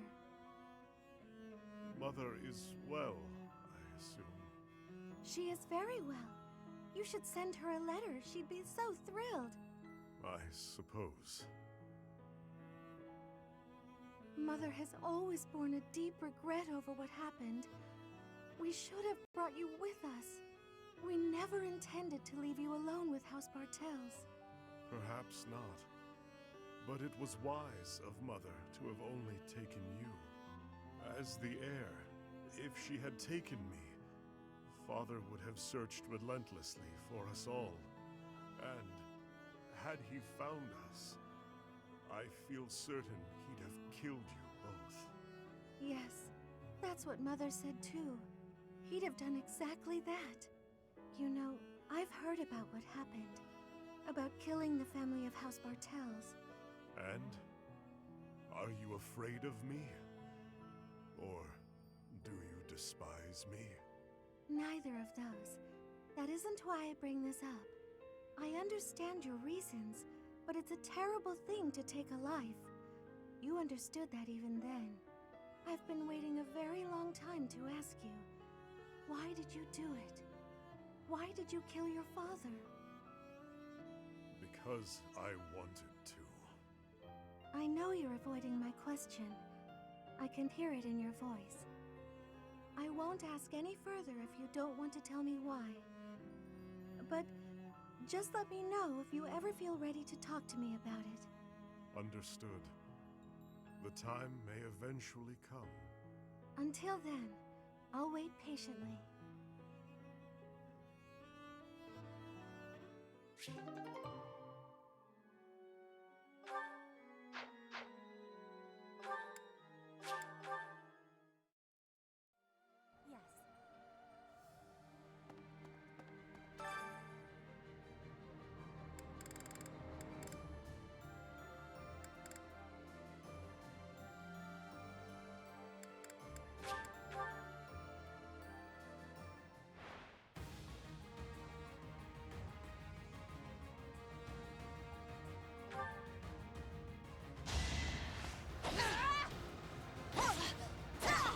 Witness Bridget Pride.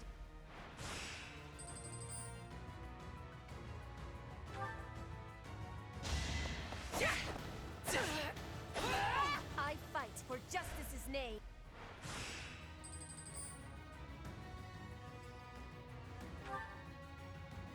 To survive, I will win. Each battle a victory.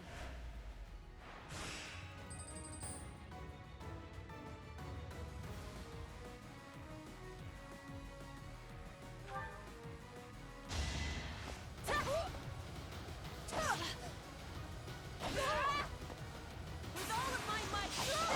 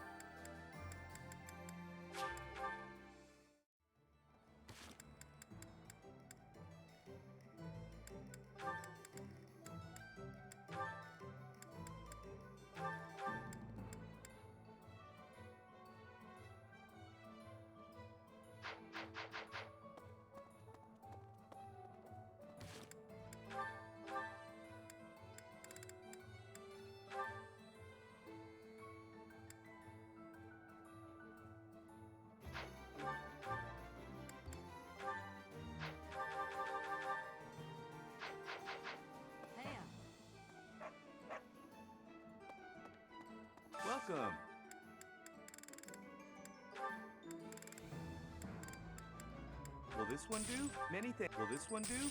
Many thanks. Will this one do? Will this one do? Many thanks. Come back soon.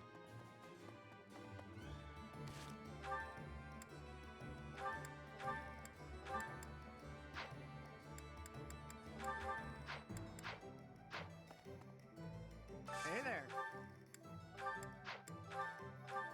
Is this it? There you go. Is this it? There you go. Is this it? There you go. Come back anytime.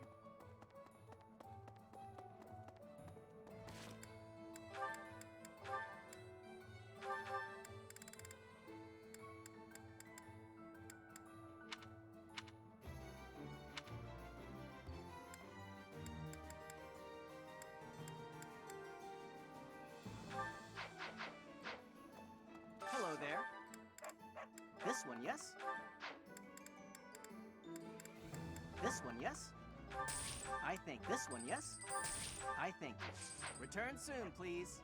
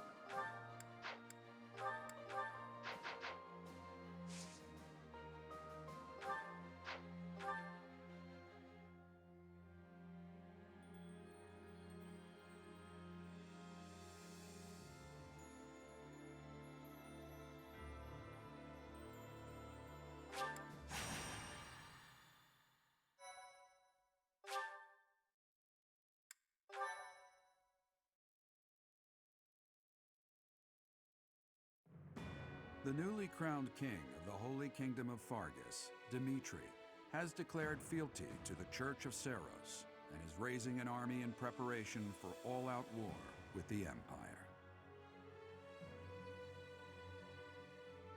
As leader of the Alliance, Claude maintains a facade of neutrality amidst infighting between those who support and those who oppose the Empire.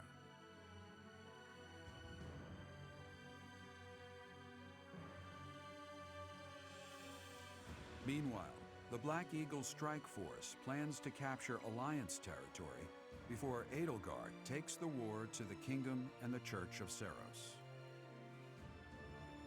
With sights set on capturing Deirdre at the center of House Regan's territory, she leads a march across the Great Bridge of Myrddin to establish a bridgehead.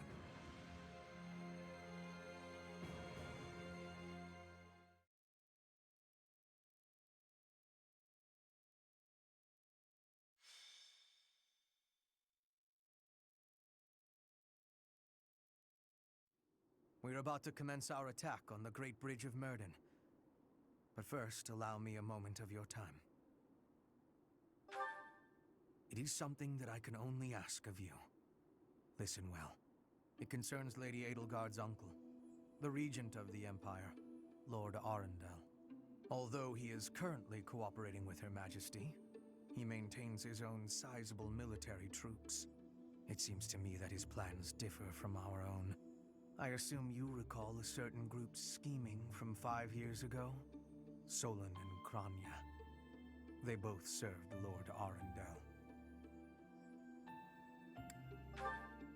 Professor, I understand how you must be feeling, considering what they did to your father.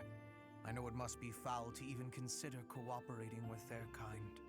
However, their power is essential for us at present. Edelgard also strongly opposed the idea at first. Our enemy is the Church of Seros itself. It cannot be toppled with the Empire's might alone. Those working under Lord Arundel are extremely hostile toward the Church. And the enemy of our enemy is, well, I think you sufficiently understand by now. Until all of Fodlan is united, it is a necessary evil. As for how we deal with him afterward, time will tell. Regardless, Her Majesty and I wish to join our power with yours. You should know that in her heart, Her Majesty regards that group as enemies of herself and her family. They used her father, the former emperor, as a puppet, and murdered her siblings with their vile experimentation. I believe Her Majesty may have told you some of this herself. That is why this was a very painful decision for her to make. I will do all I can to ensure her suffering is not in vain, and I hope I can count on you to do the same. As for all I have told you, please keep it in mind as we march forward. More importantly, I implore you to fight as best you can for Edelgard. From the bottom of my heart, I beg this of you.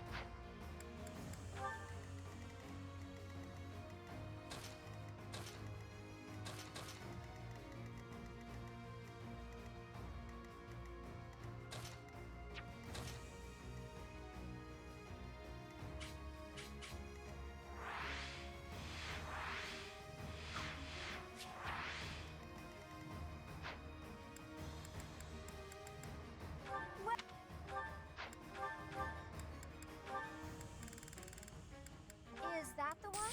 Thanks a bunch. Is that the one? Thanks a bunch.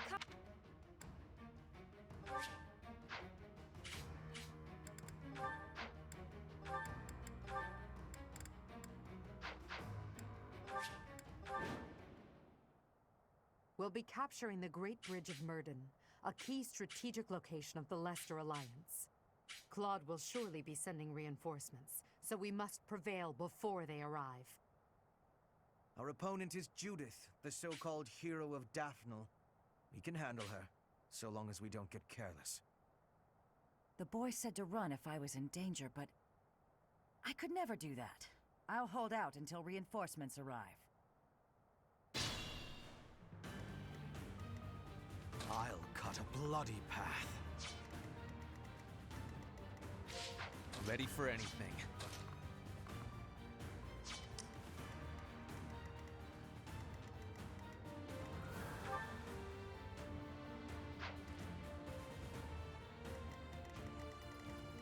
Understood.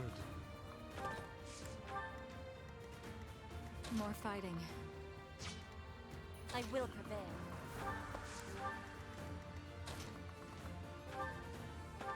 Thank you.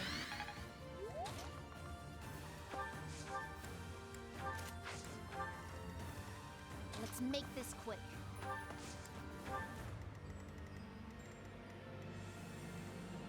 I do this for all of us.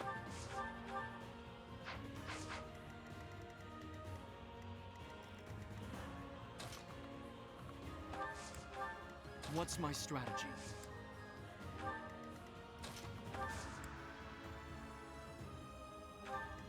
For the Empire!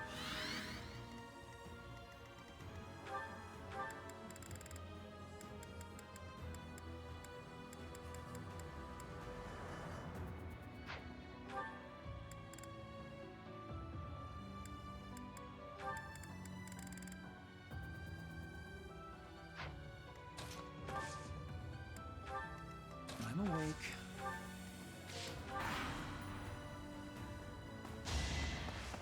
No use.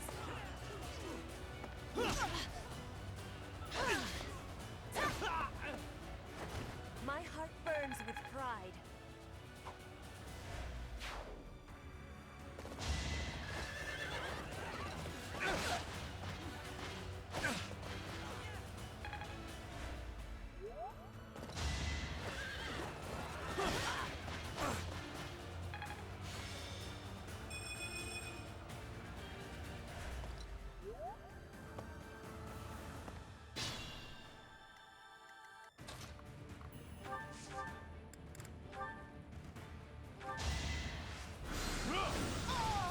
Her will demands it. To kill.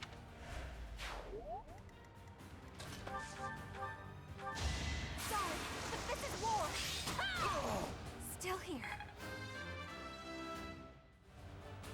Seems I'm impressed.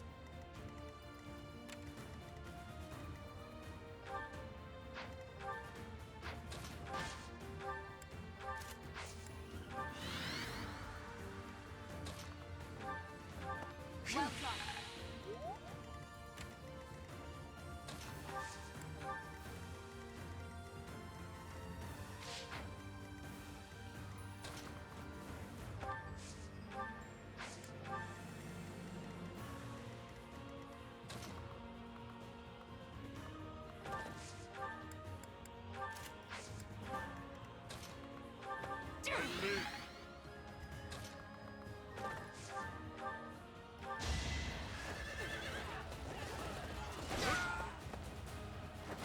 Delightful.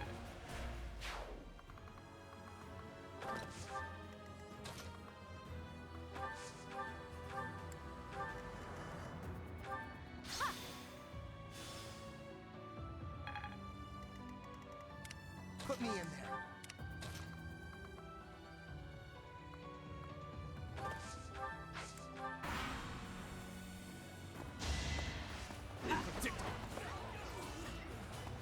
Watch and learn.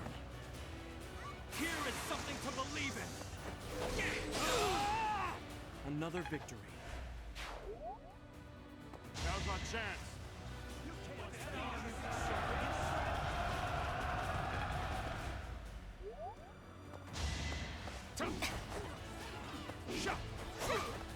With all of my might. Not for myself, for everyone.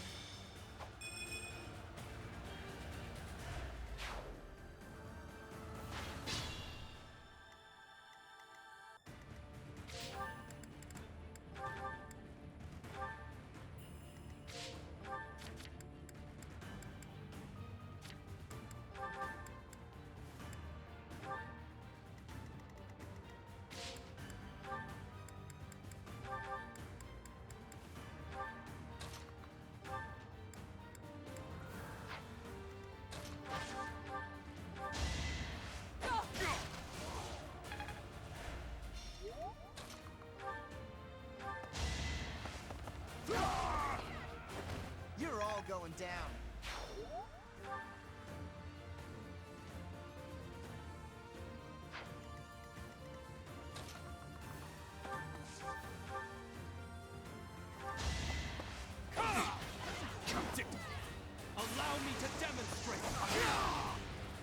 is going to plan.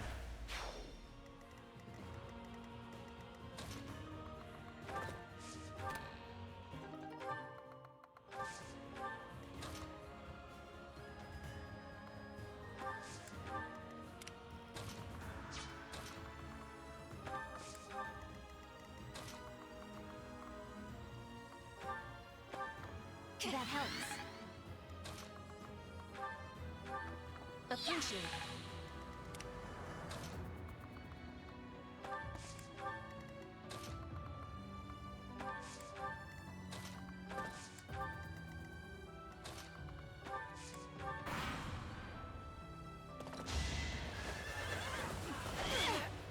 You are in my way! My heart burns with pride.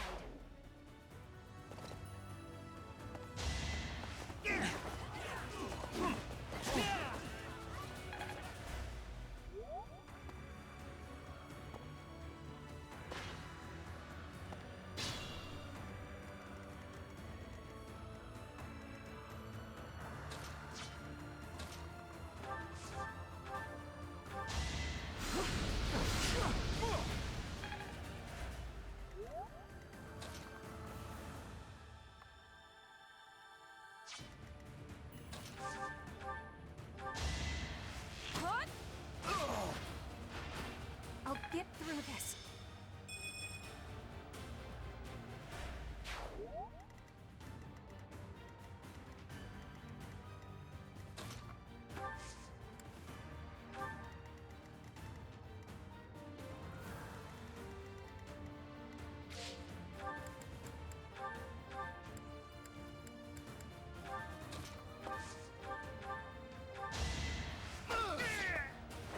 Attack at your own risk.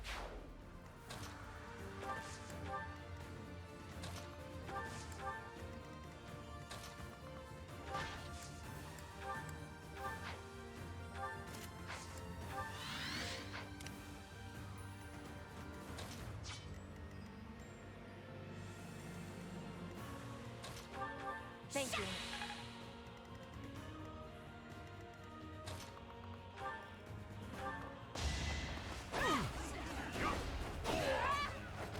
Witness frigid pride.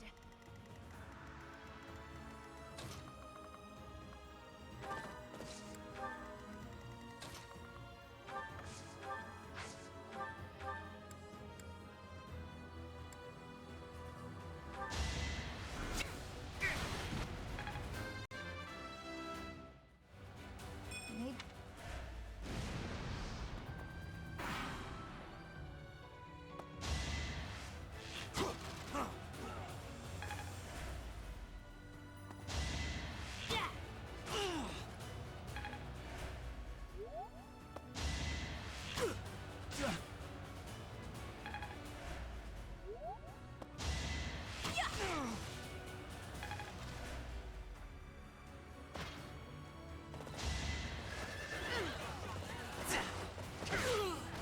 So,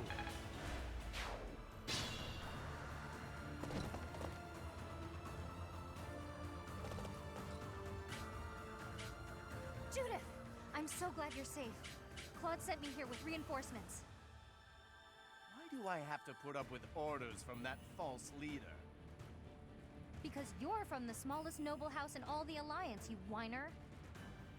Enemy reinforcements. We didn't finish in time. Don't let them secure the ballista.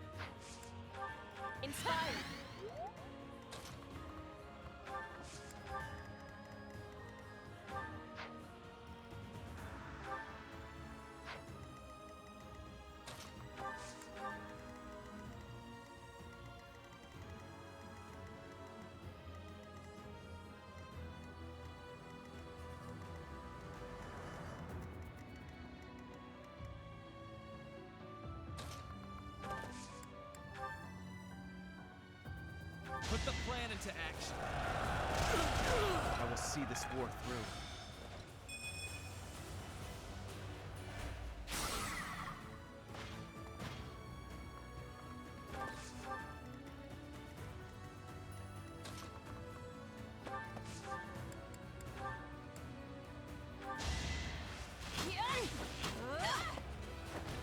Pretty good, huh?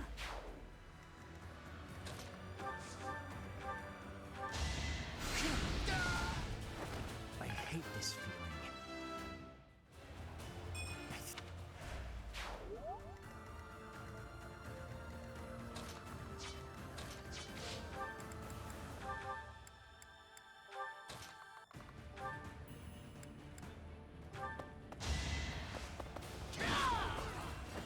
Who's next? Get in line.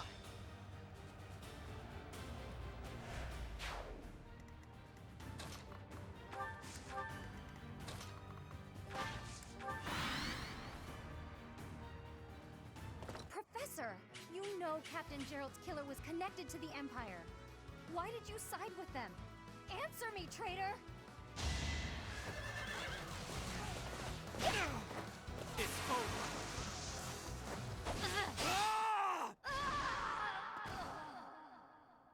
Judith, I'm sorry. I leave the rest to you.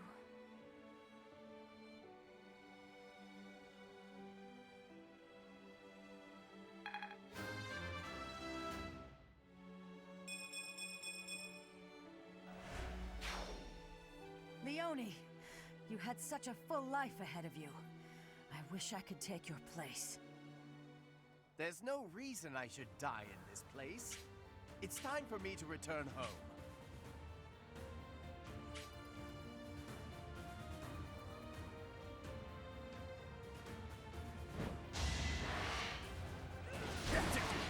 Allow me to demonstrate.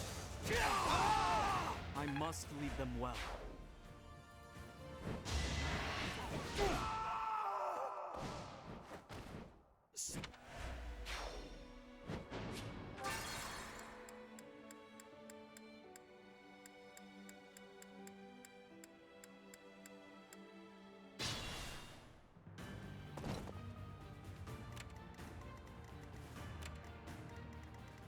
Understood. I will prevail. Let's make this quick. More fighting. Apologies.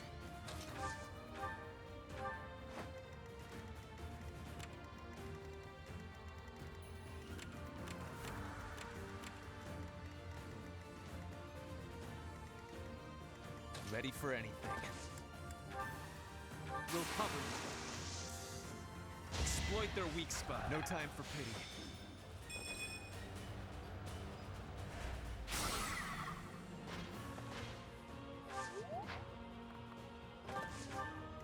What's my strategy? All is going to plan. I do this for all of us. I'll cut a bloody path. Hardly worth the effort.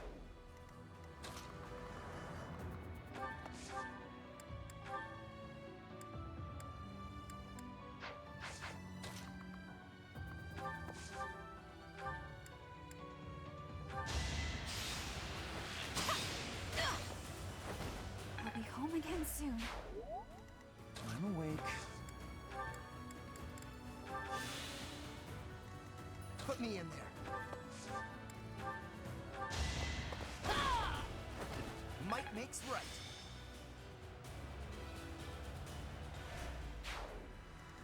For the Empire. You're all Captain Gerald's enemies, and I will avenge him here. Don't underestimate us.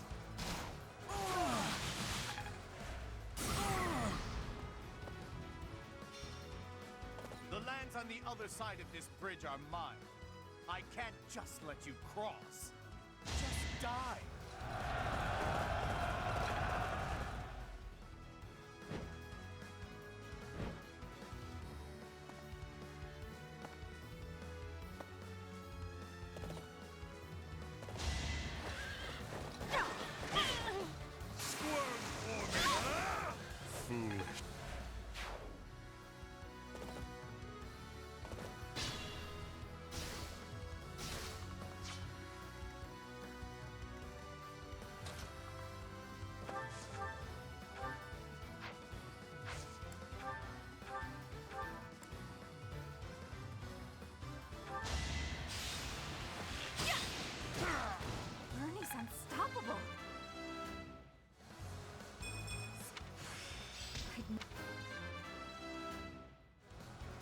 Growing.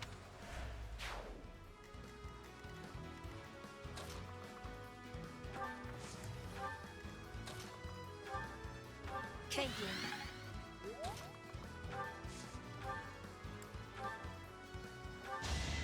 Survive, I fight for justice's name. No ma-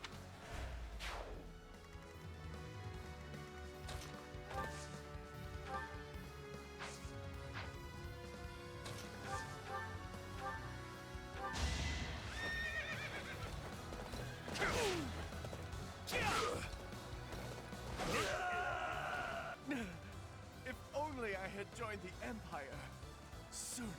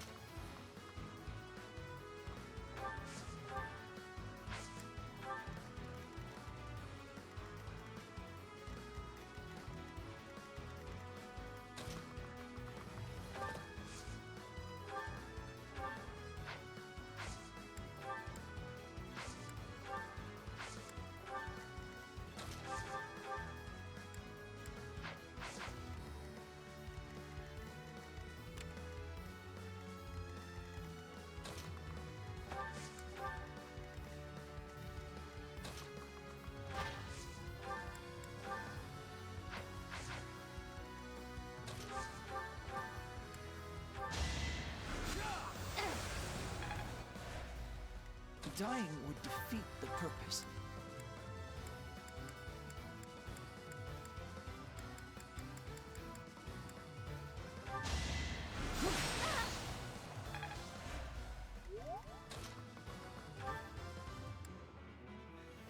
I can help too. We won't hold back.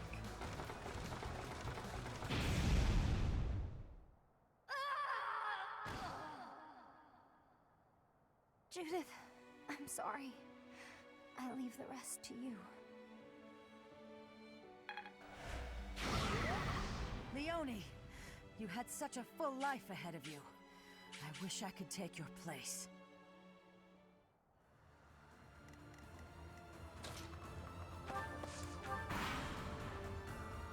This is it. Claude, I'm sorry. I couldn't defend the bridge. All who are able, retreat!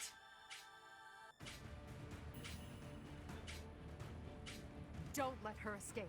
If we can take her out now, the Daphnal territory will be ours. That will allow us to march safely through the Alliance.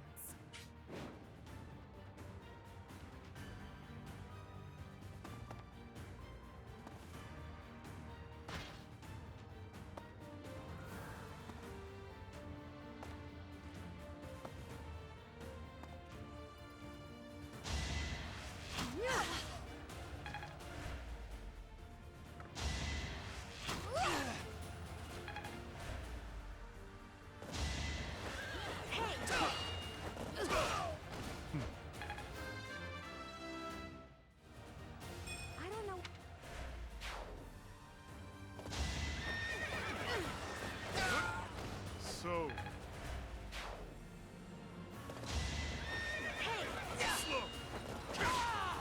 child, I can do more.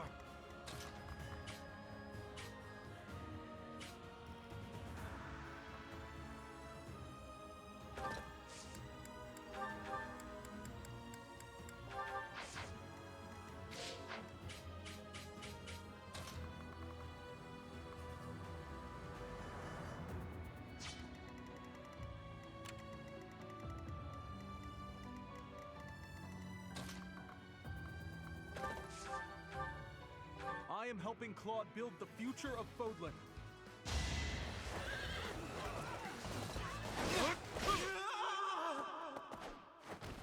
I should have known this would happen.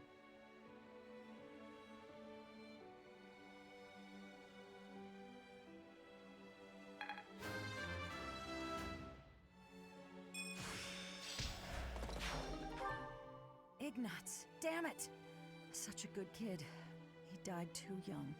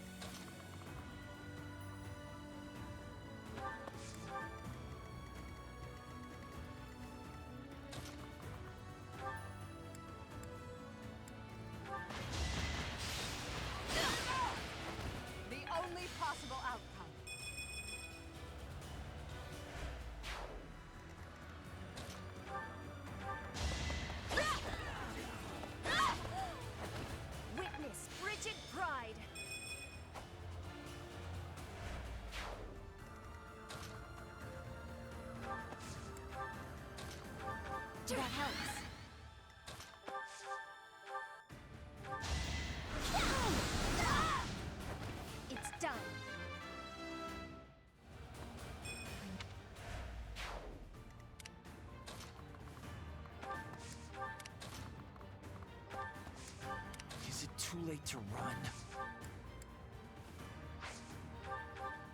Thank you.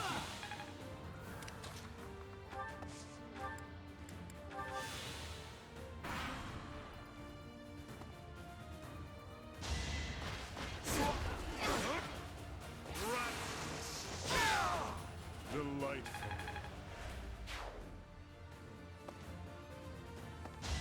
I'm fine. Yellow! Squirm for me! Words are necessary.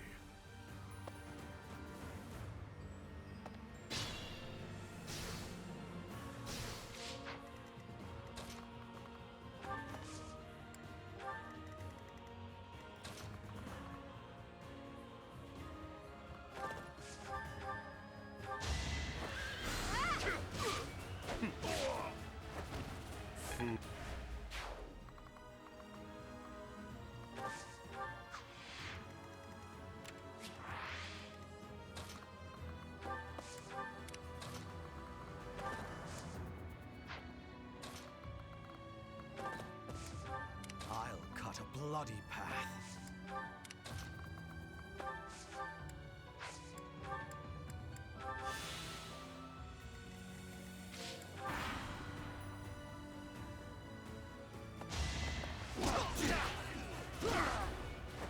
I don't train for fun. And I'll...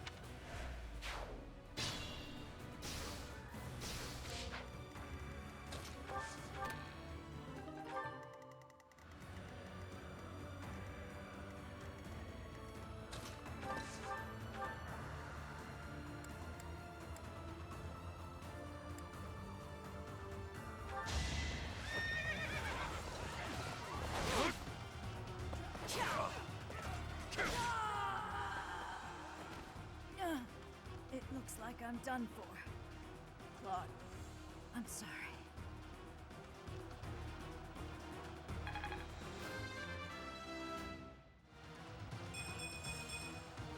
Death grows more indifferent. This is for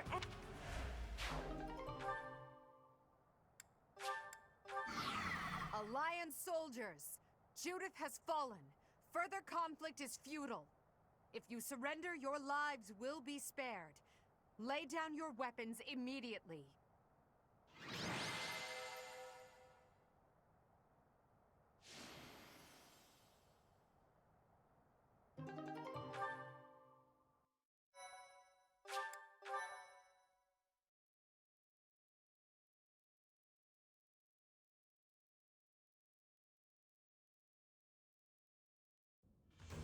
You have all fought well. With this victory, we now have a foothold in the Alliance. The Imperial Army will cross the Aramid River and push the front lines forward. The fight will continue, but do not allow that to stop you from taking pride in our hard-won victory. Ah, this should put a stop to one of Edelgard's choice phrases. Well done, Professor. I believe it was, if only the Professor were here, we could forge ahead and change the tides of this war. Ferdinand, it is not necessary to tell the Professor such things. We're not the only ones benefiting. The whole Imperial Army is stronger now. Yes, it seems the Empire finally has both of its legs to stand on. Don't you agree? You make it sound as though I can't run the Empire on my own. Perhaps it's more apt to say that the Pegasus has recovered its horn. Judith of Daphne. What a magnificent warrior. I'm happy to have the Professor back just like old times, but I don't think I'll ever get used to this cruel exchange of lives. When there is something you must not be conceding, you must keep fighting.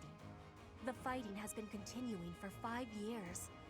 But now I am again witnessing the Professor's power. I hate fighting. But with the Professor here, maybe it's slightly less terrible? Oh, but everyone is working so hard! Stop it, Bernie. You can't be the only one complaining. I'm glad to see everyone so inspired. It seems the reappearance of the Professor has done much to raise your morale. Do you not feel the same, Hubert? Come now, be honest with yourself. Now, we must take advantage of the situation and blaze ahead. Our path is still a long one.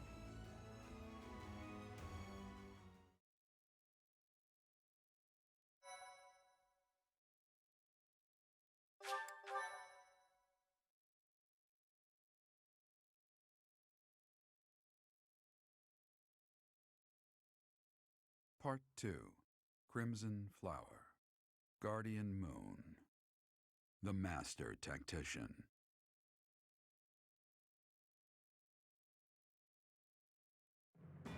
Having crushed the Alliance's army and captured the Great Bridge of Myrden, the Imperial Army prepares to attack Deirdre, the Alliance's base of operations.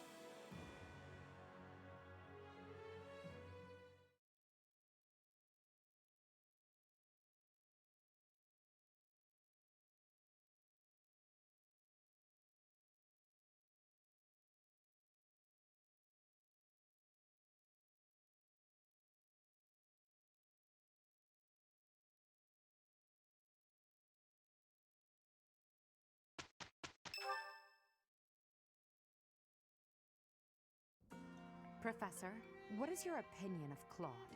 I can't help but wonder what sort of impression he made on you. That is inarguable, and his schemes are still going strong. With them, he's managed to keep the Leicester Alliance from the Empire's grasp. Since the beginning, territories within the Alliance have been split between those who support the Empire and those who oppose it. Claude has been acting as an intermediary between the two, essentially keeping the Alliance pacified. As both sides are of equal strength, he's created a situation in which they've all agreed to avoid fighting each other and causing undue bloodshed. By carrying on as though the Alliance is united, he's minimized the Empire's influence there. It's quite impressive how well his bold scheme has worked out. However, he is walking on thin ice. One wrong move and the Alliance will shatter. Speaking of Claude, Your Majesty, we should not delay in our invasion of the Alliance. It would seem that Claude has some fresh scheme up his sleeve, to no one's surprise. Is that so? Yes. The people of Deirdre have suddenly found it difficult to leave or enter the city. We can safely assume he is preparing for battle, but I am certain his plans extend beyond that as well. Do you not think we should take Deirdre at once? Deirdre, the aquatic capital.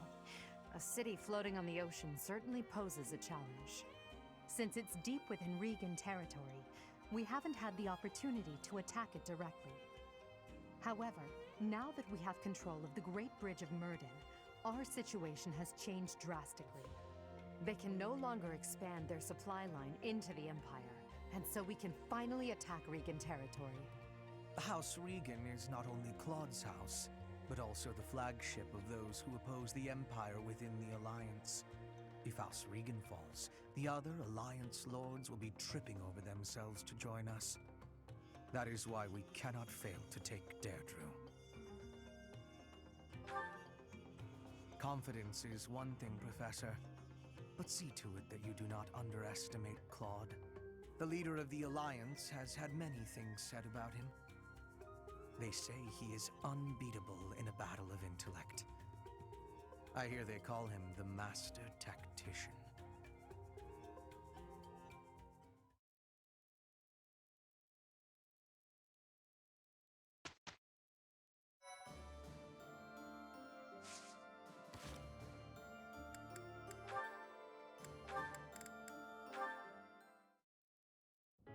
A summons from Bernadetta?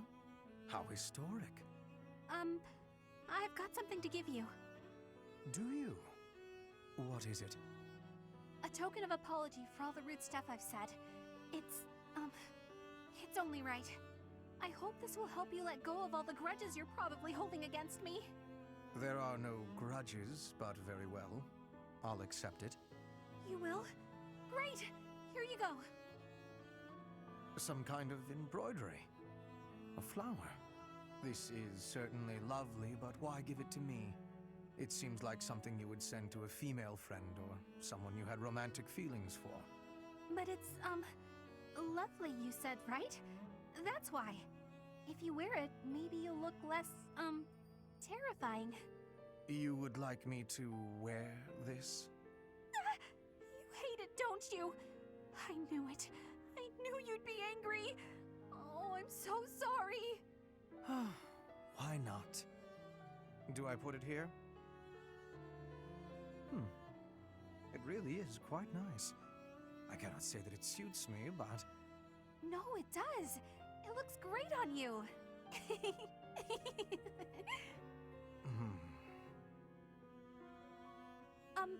Sorry. Nothing else for it, I suppose.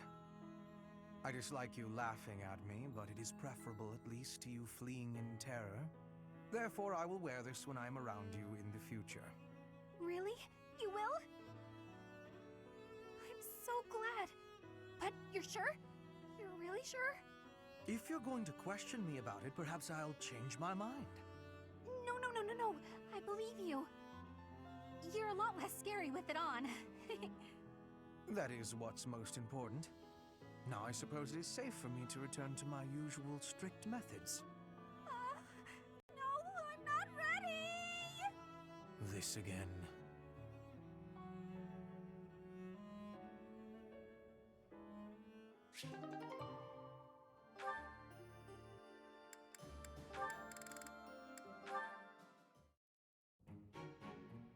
There she is, and she seems to be alone. Now's my chance. Bernadetta, hello! May I ask you something? What? Me? I've seen nothing! I wasn't even there! You have no proof! And even if I was there, it's not a crime to find people's hobbies fascinating! I'll forget everything! I'll never tell a soul where I found them or what they were wearing or any of it! Hold on. Please calm down. It's just me. Oh, it's you, Eloise. What a relief. That's right. Your denials really piqued my curiosity, but I'm glad you've calmed down. Did you want to talk to me about something? I did. Listen. You're always so skittish. Just now, for example. But when you saw it was me, you were fine. Why is that? It's been on my mind since I delivered that package. You don't seem scared of me at all. Were you hoping I would be? What? Oh, no, certainly not. I was just making an observation. Well, I guess it's because you remind me of my uncle. He's the only one in my family who's ever been kind to me, and he's the only man I can talk to normally. Actually, I'm fine with the professor, too. So I guess that's not completely true anymore. My uncle and I never did talk that much, but we didn't need to. We just understood each other. Anyway, you really remind me of him, so talking to you feels comfortable. Ah, so that's why. At last the mystery's solved. Your uncle and I must be quite alike. Is it my face, my physique? Kind of, but I think it's more your personality. My personality? Yeah. You're always so bright, cheerful, and gentle. You put people at ease. Well, I'm honored to hear you say so. I'd like to meet this uncle of yours. He sounds like a genial fellow. Whereabouts does he live? Oh, my uncle? I just remembered something. I have to go.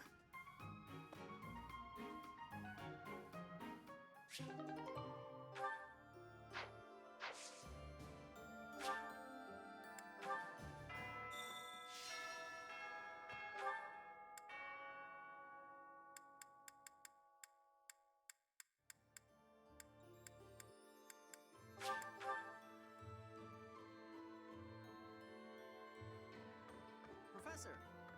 In order to defeat a formidable foe, you must first learn who they are. How much do you know about the Alliance? The Leicester Alliance unites the feudal lords of that region. It holds regular roundtable conferences where they vote on their policies. However, only the 5 great lords are permitted to vote. Duke Goneril, Count Gloucester, Count Ordelia, Margrave Edmund, and their leader, Duke Regan. Their titles were originally granted to them by the royal family of Fargus. About 300 years ago, the Alliance was still part of the Holy Kingdom of Fargus, you see.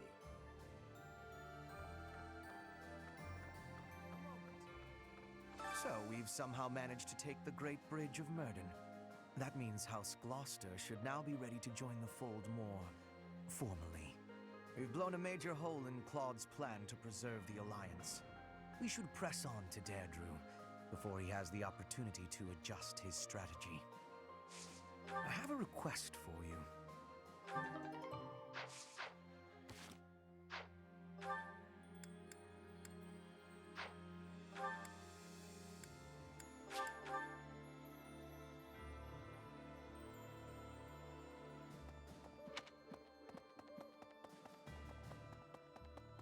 Professor? I wish we could settle all of this before the fighting begins, don't you? I wish it dearly, but few others feel that way. They fight in a bloody battle, take countless lives, and then finally come to understand defeat. They refuse to admit when they're beaten, and they keep it up until they've been utterly defeated. Of course, I understand that sacrifice is inevitable. But if they're going to surrender after being defeated anyway, why raise a weapon in the first place?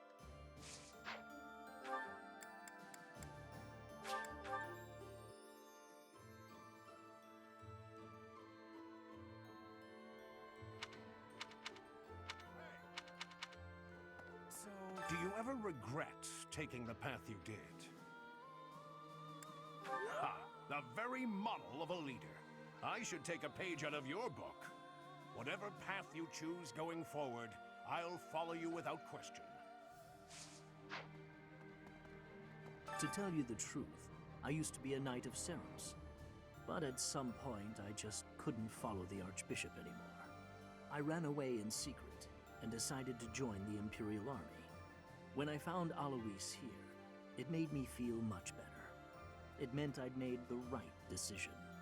Ever since that day you disappeared, the Archbishop has been completely different. She started laughing as if she was possessed and spouting complete gibberish.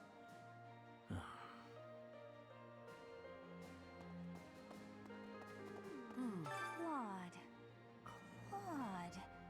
Which one was he again? Oh, right. Yeah, of course I remember him. It's just, I can't picture his face. Don't remember what he looks like. I'm not sure if I ever knew. Oh well, he's just another enemy now, isn't he? What? Am I not supposed to say that?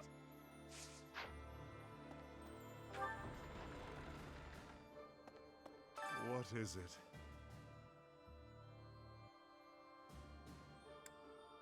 I have no words for you. I have blades, and if you wish to cross them, I'll be more than happy to. Although you may not be. I was told not to, however. So I will hold off until the war ends. I have a favor to ask.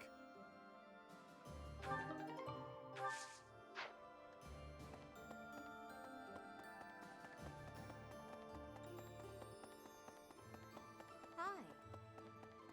Professor.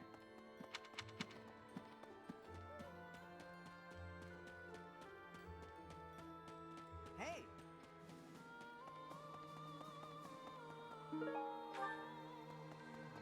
I never do get used to the sight of blood.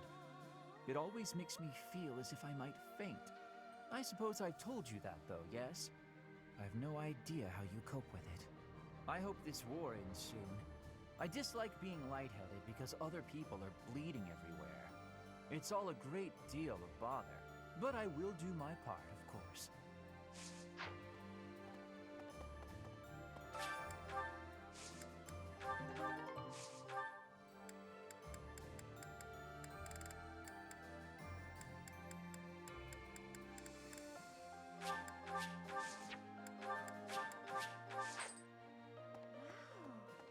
Flowers are so resilient, aren't they? Despite the war going on outside the monastery, here they are blooming beautifully. I hope we get to see more kinds of flowers when the weather warms up.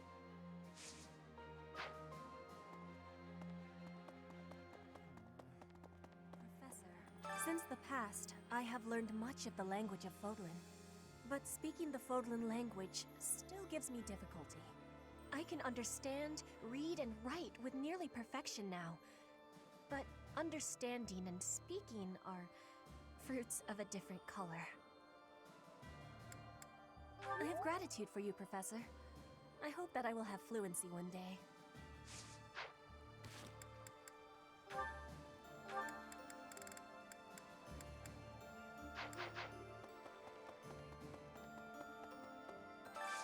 Do you have time for a request?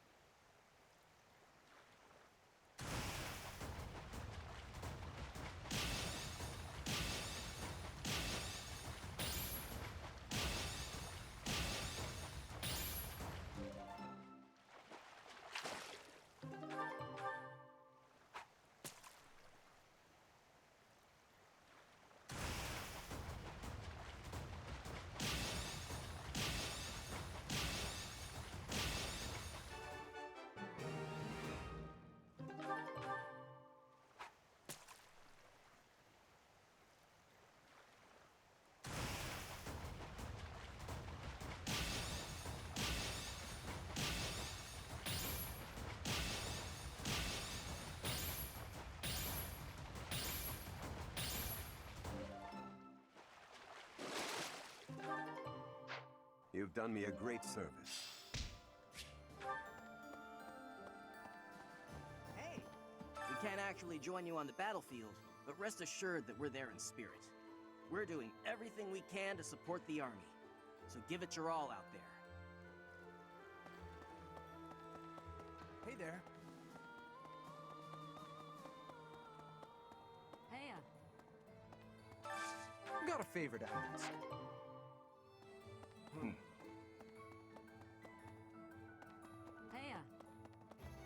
Hey there. Is this... There you go. Is this... There you go. Is this... There you go.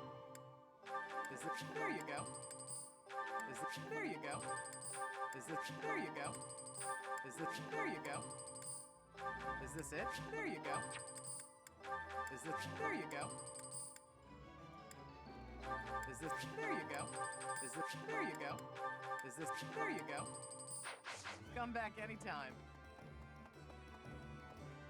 Hello there. Return soon, please.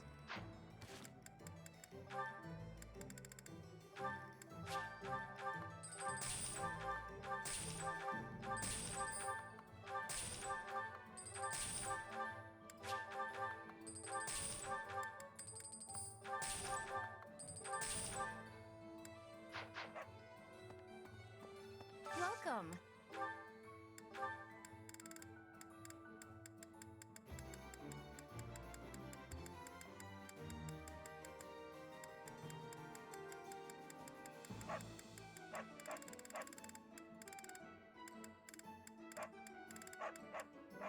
This one? Thank you. This one? Please come again.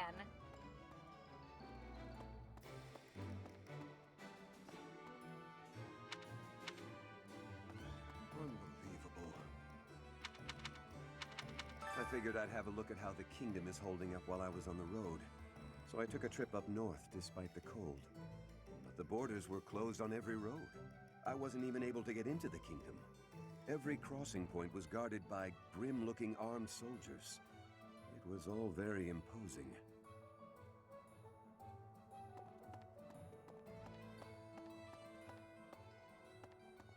Professor? Greetings, Professor. Nothing to report. Deirdre is known as the aquatic capital.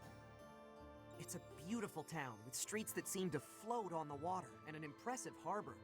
In times of peace, it would be a wonderful place for a holiday. Anyway, best of luck in the next battle.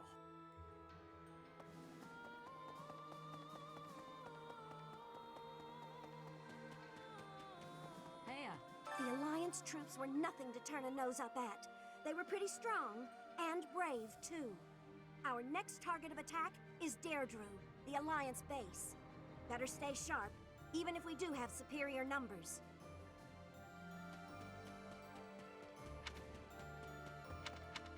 Hey. No. Big Brother always gets so fired up. Better keep an eye on him. Oh, sorry. I was just talking to myself. I hear you're heading out to Deirdre. Good luck with the battle. Hey there. Lately, the Kingdom and the Knights of Seros haven't made any significant moves. I don't suppose they're going to stand by and watch while we attack Deirdre, though. That's why I've doubled our guard and instructed them to be extra vigilant. I will keep Garrigmach safe. It is my duty and responsibility.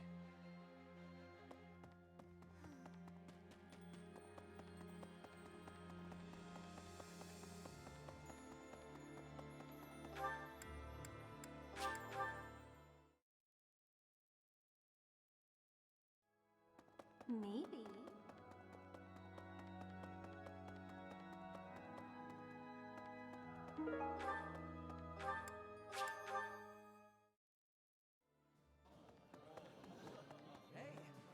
I have been wondering something. If I had not been your student, where would I be right now? Who would I be? Do you ever think about that sort of thing, Professor? Ah, so you do think about such questions. You can never find answers, though, right? We cannot turn back time, so there is no way to go back and try a different path. If you travel east from the Alliance and cross Fodlan's Throat, you enter the land of Almyra. House Goneril's territory touches the eastern border of the Alliance. They also have Lord Holst, the most valiant warrior in the Alliance. Tasked with keeping watch over the Almyrans' movements, he rarely leaves Goneril territory.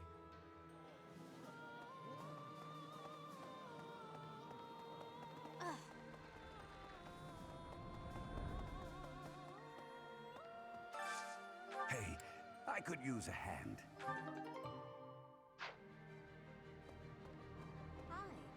5 years ago, during the attack on this place, you allowed me to join your side. Since then, I've risen through the ranks, and now I'm a general leading my own army.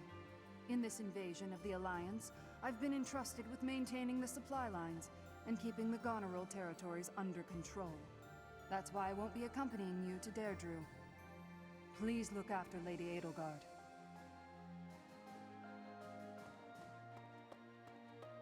So, listen. The Gloucester and Ordelia houses have territory in the southern regions of the Alliance. Everyone knows they support the Empire, so they won't get in the way of our armies.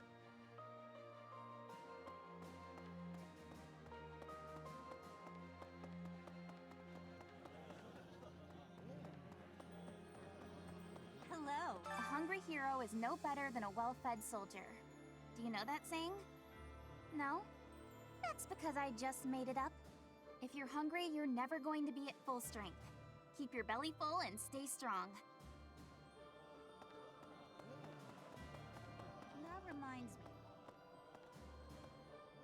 5 years ago, most of the people involved with the Church and the Empire moved to the Eastern Church in Alliance territory. I've been hearing rumors that the majority of those have now gone to the kingdom capital, Verdiad. The Eastern Church has no military force of its own, so they must be sensing that the Alliance is weak and fleeing.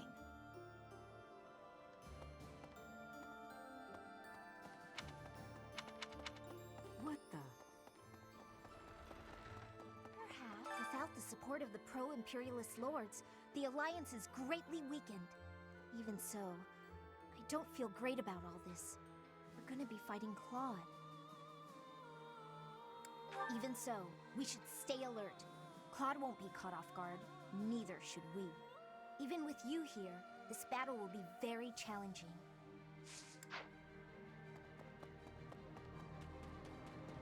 Professor?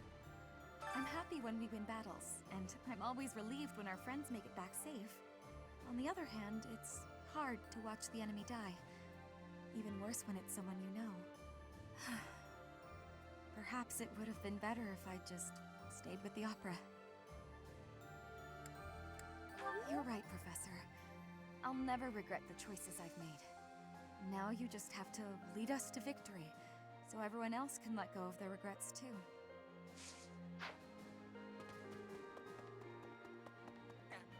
Didn't they used to call Claude the Master Tactician? I want a nickname too. Maybe I'll get one if I can defeat him at Deirdre. I'll come up with a plan that'll beat his and earn a nickname for sure.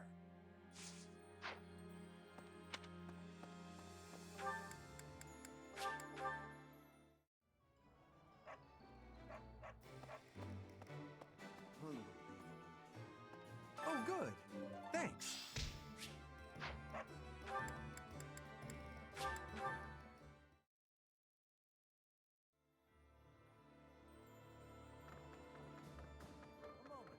So that means we've blown. We should press.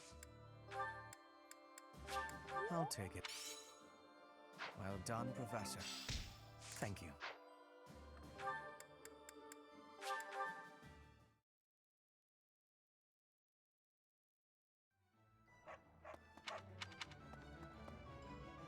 Hello there. This one, yes. This one, yes. This one, yes. This one, yes. This one, yes. This one, yes. This one, yes. I think this one, yes. This one, yes. I think. Return soon, please. Hey, well, you have a good, you have a good, you have a good, you have a good eye, you have a good, you have a good, you have a good, you have a good, you have a good, you have a good, you have a good, a pleasure doing. Come again.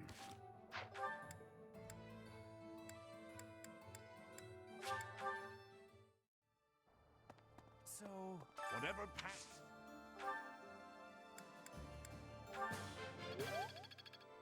Whatever path.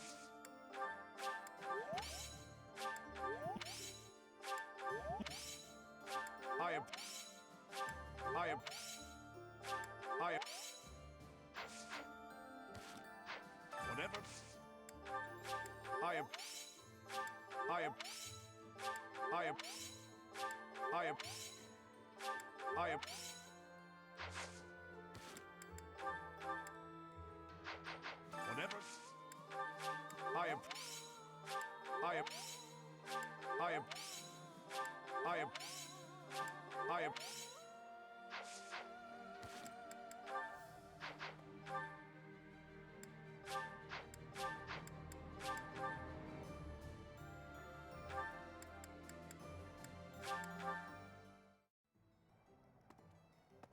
Professor?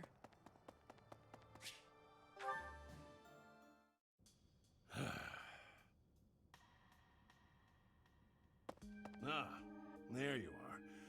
Hello. No, yes.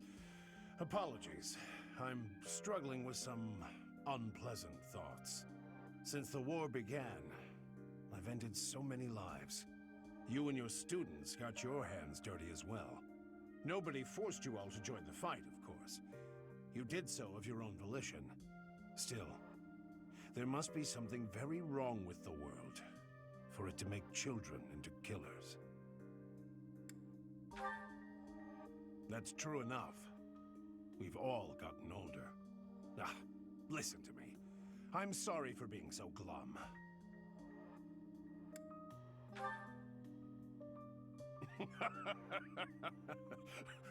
Well said. In truth, I don't think any expression will improve my looks. I'm a brute, no matter what face I pull. Ah, you really are just like Gerald. When I was down in the dumps, he'd cheer me up with a playful quip. He gave me his library of jokes, but when I tell one of them, nobody laughs at the punchline. They laugh at me. You, on the other hand, well, you inherited the old man's comic talents. I'm feeling pretty perky now, all thanks to you. I can't stop this war by feeling gloomy about it. Onward, to a brighter future. To tell you the truth, that was another line I picked up from Gerald. He taught me everything about life. He was more important to me than anyone in the world. Apart from you, perhaps.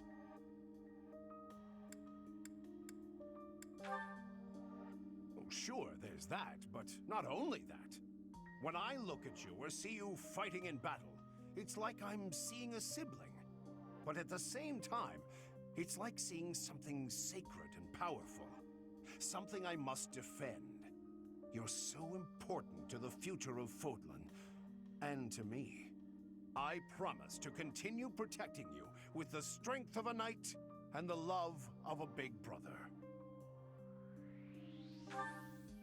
I guess that makes sense when you consider the age difference between us and my closeness to Geralt. Regardless, in the name of the captain, I swear to keep you safe. You're welcome to return the favor, should you feel so inclined.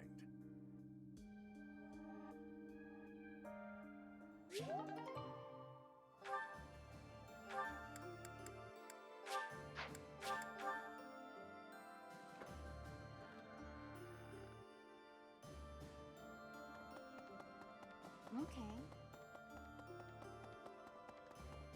What is it? Leave that I was told not to, however. Oh. I'll...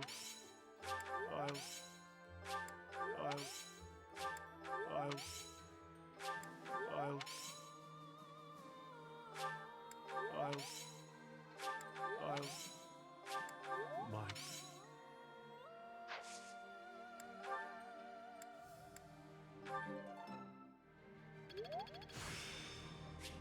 There...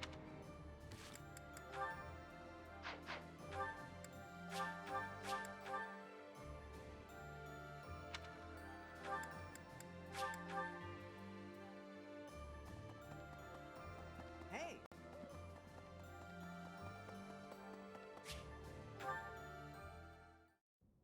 Lord Yuritsa?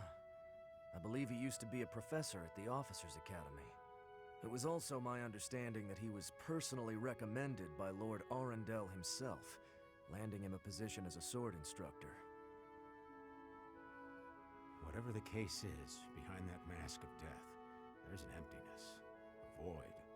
This is probably just a rumor, but I heard he was found and taken in by Her Majesty herself. Supposedly, he's the heir of the Hrim family, but I also heard he's only a distant relative who was adopted.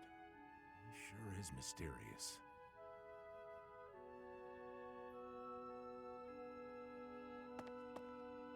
You've been asking around about me.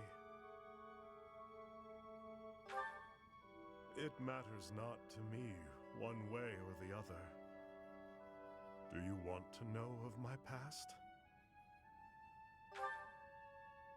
Why? Friend or foe, that's what you're trying to determine. But you won't find answers merely with words. There is only one path forward. Raise your sword if you have the nerve. Raise it and fight me. If you want to know my heart, know my sword.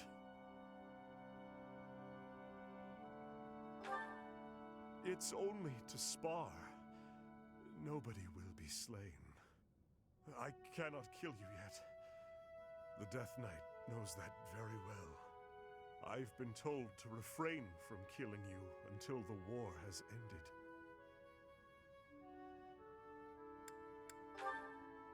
The Emperor. The young Emperor discovered me long ago. Though back then, she was still a princess. Ultimately, it was she who erased my past. She placed me into a family that was disintegrating, that I might be their heir. To survive, the Death Knight must spill blood. Left to his own devices, he would kill innocent passers-by. Through the Emperor's grace, he was allowed hunting grounds. That is why, to this day, I follow her. I am not yet ready to yield such fertile hunting grounds. Nor am I ready to truly fight you. Of course, were I not here to hold him back, he would cut you down without hesitation. As for me, I too... never mind. If you've no intention of fighting, then be gone.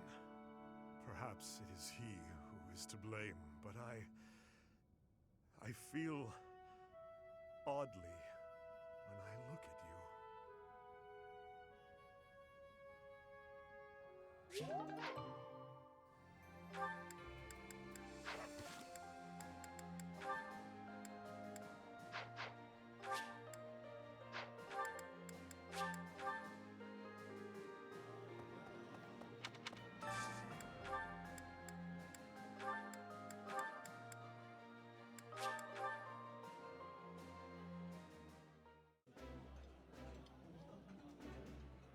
You...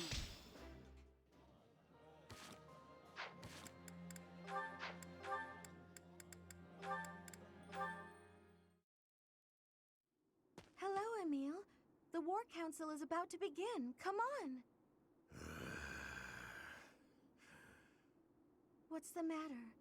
You're so pale. Have you been injured? Emil?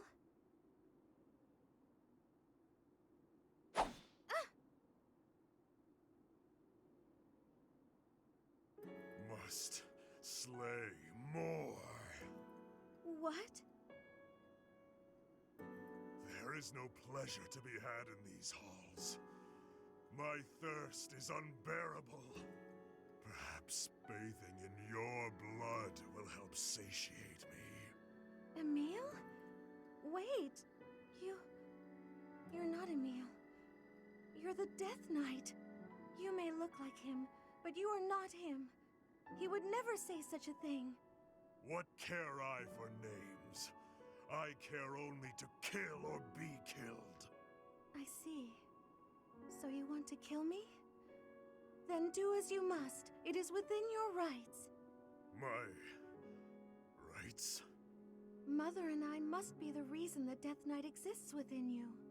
A young boy left all alone in House Bartels without us? I can't imagine how lonely and terrible that must have been. To our half-siblings who bore no crests, we were nothing more than intruders. Their horrible words and violent actions were only bearable because the three of us supported one another through it. All alone in a place like that, it's little wonder that you broke down as you have. We should have rescued you. We should have offered ourselves to save you. Nonsense. However, we cannot turn back the hands of time. Atonement is all I have for you now.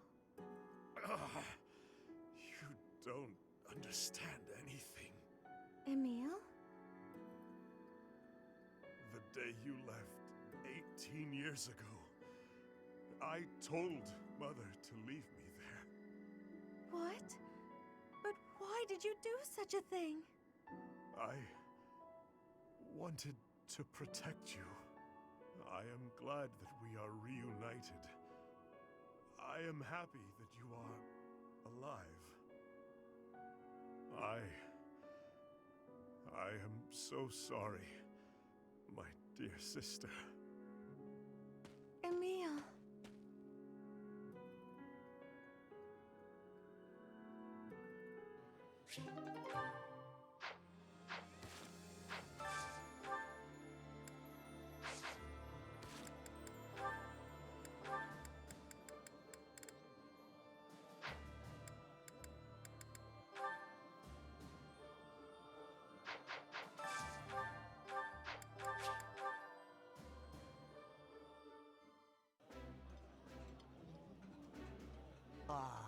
I would...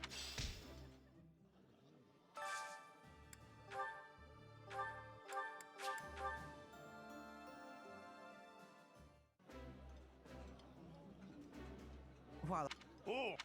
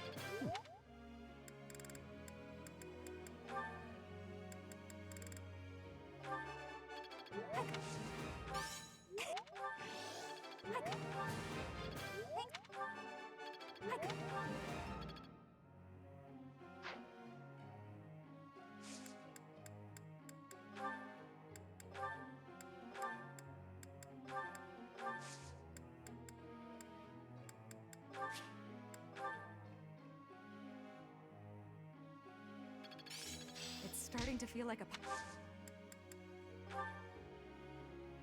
I have... I see.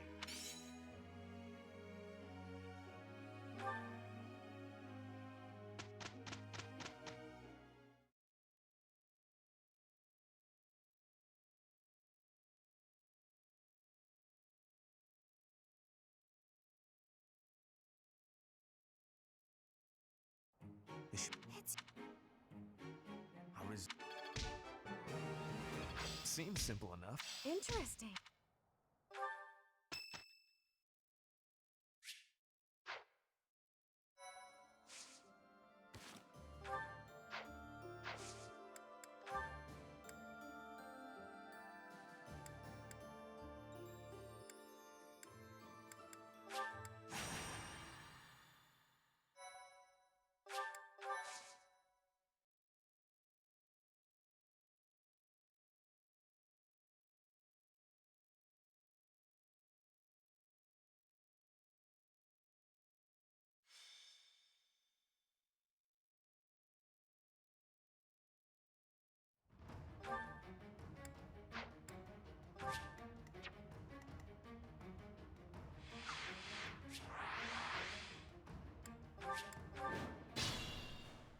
What's my strategy?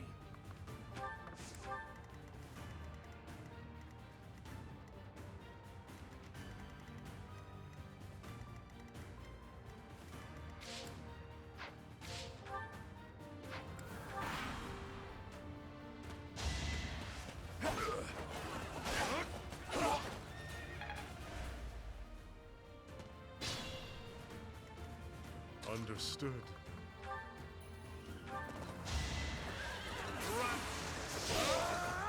Fool.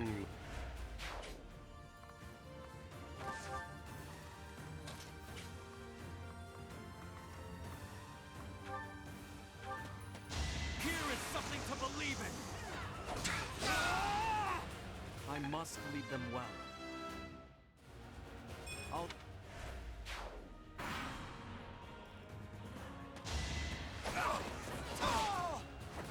Delightful.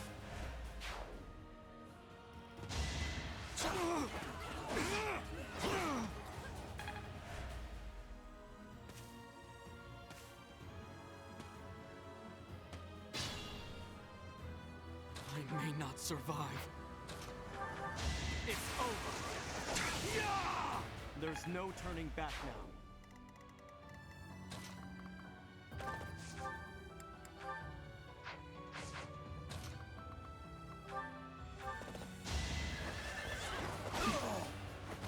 Words.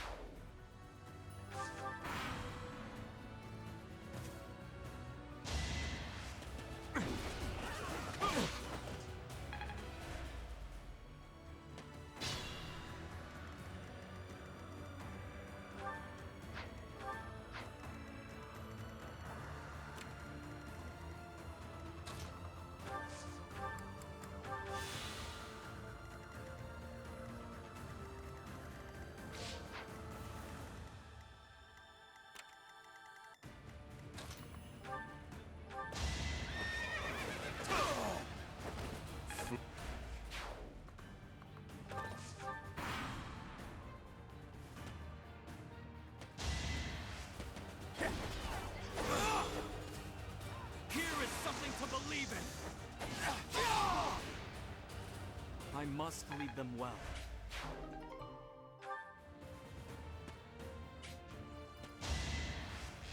Watch and learn.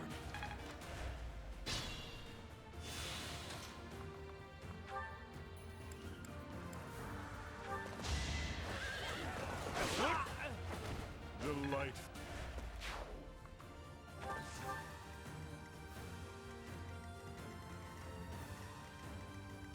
What's my strategy? This could turn the tides. I'll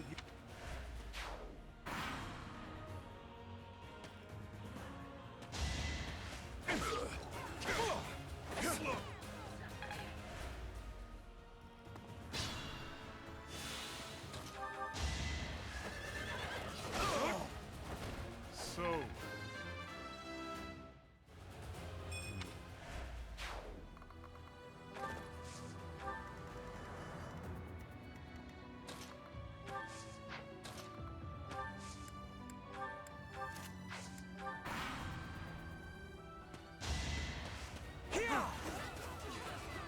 It's over. All is going to plan.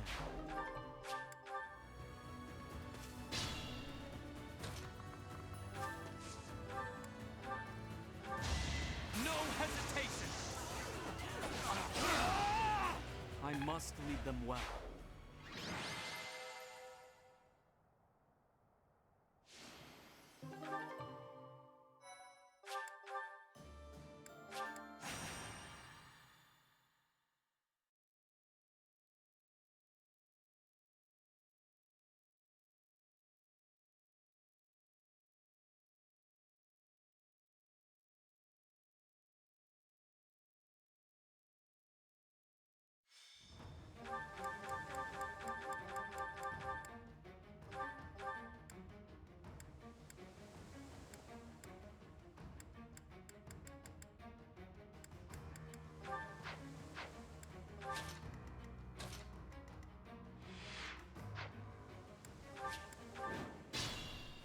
What's my strategy?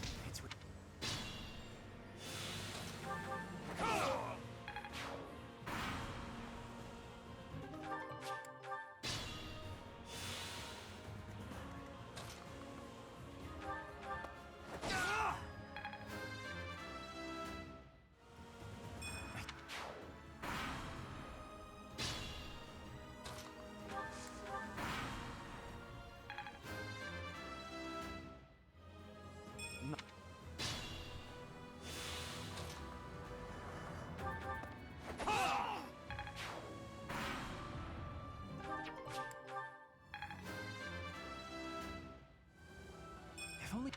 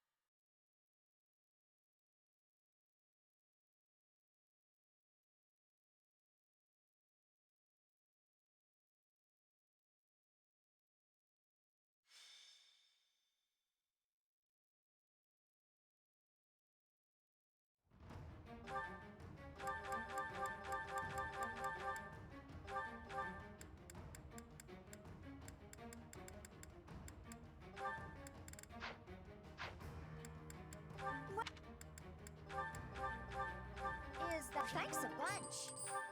Thanks a bunch. Come back. Well.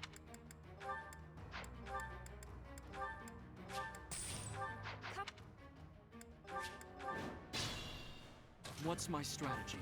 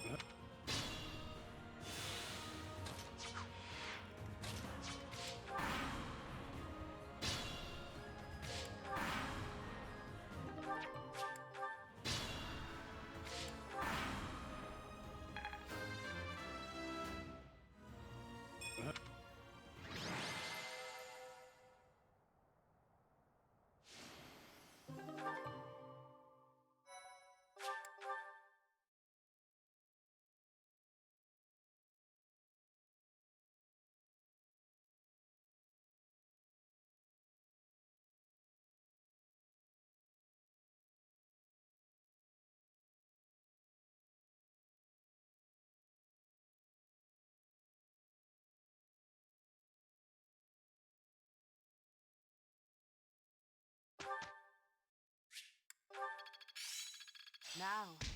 It's within.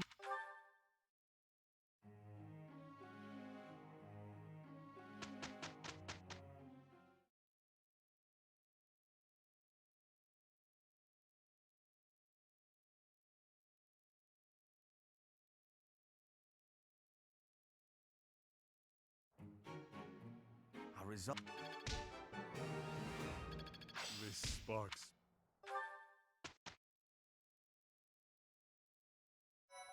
Thank you so much. Thanks. I'm glad I asked you. Thank you.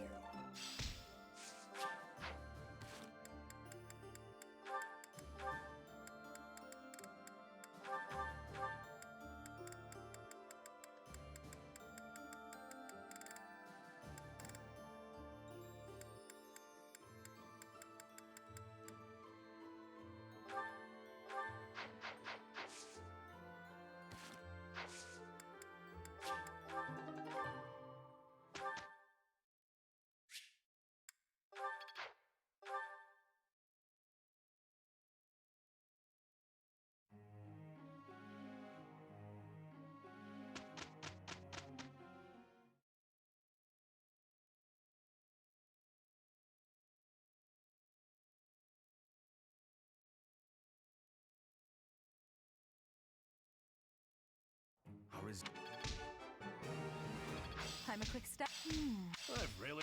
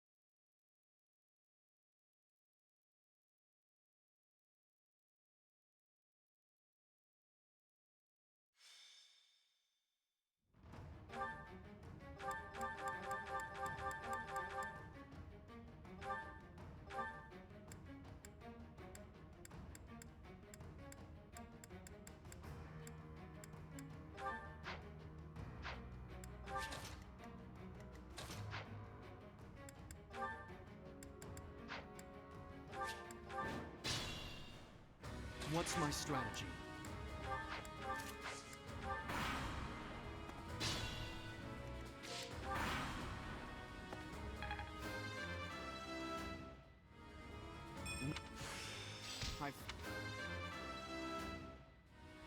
Allah.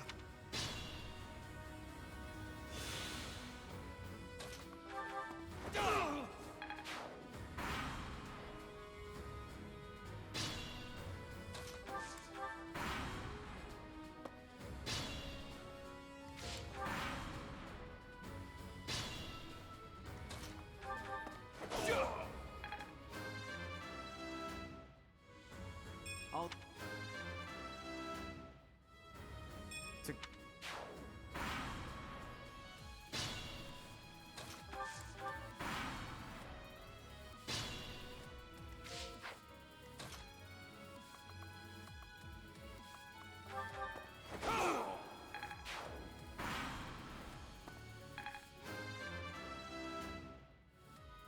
Not my.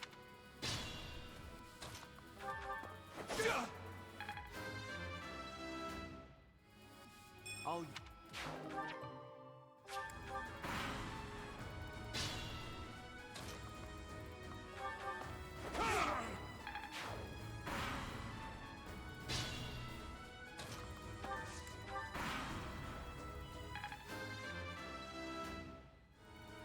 To kill.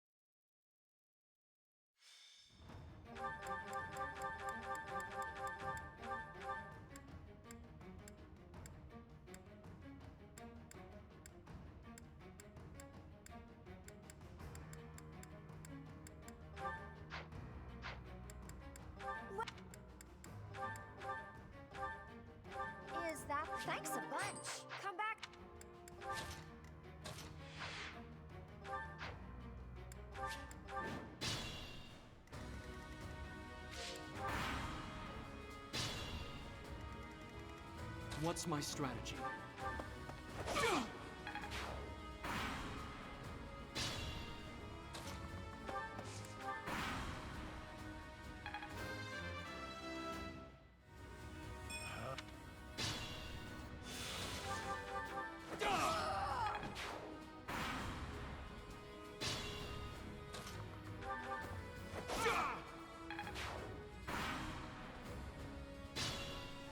I must pull through.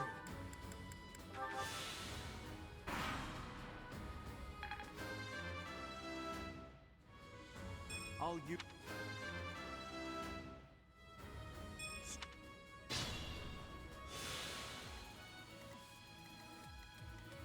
What's my strategy?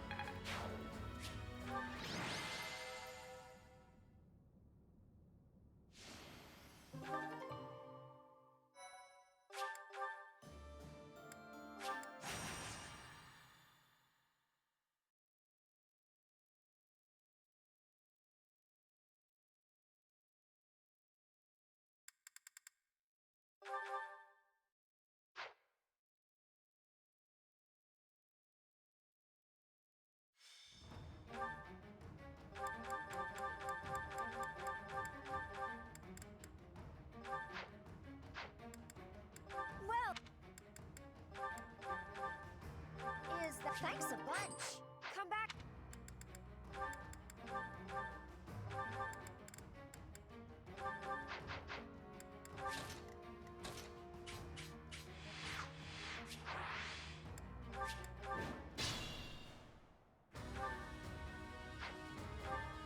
What's my strategy?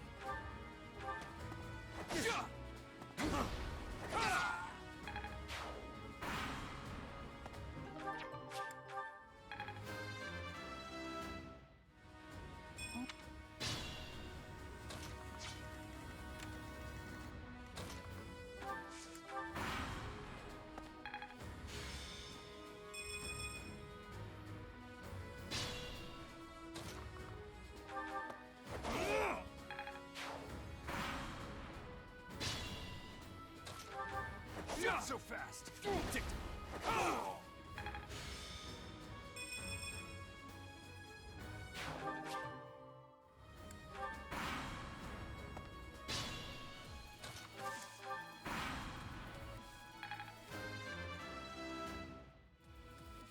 Maybe.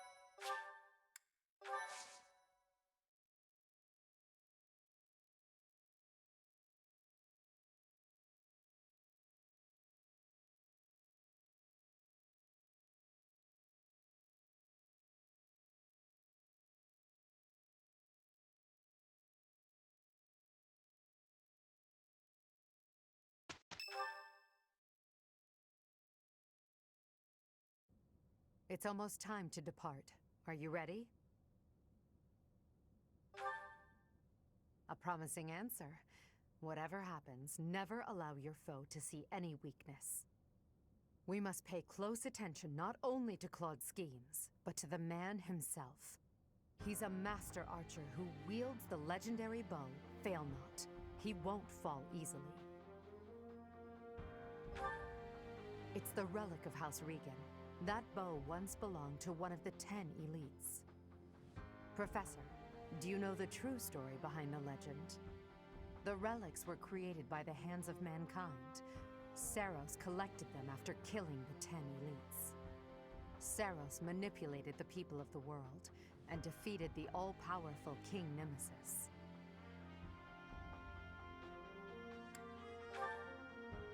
The Church maintains the false history that he was corrupted and turned evil.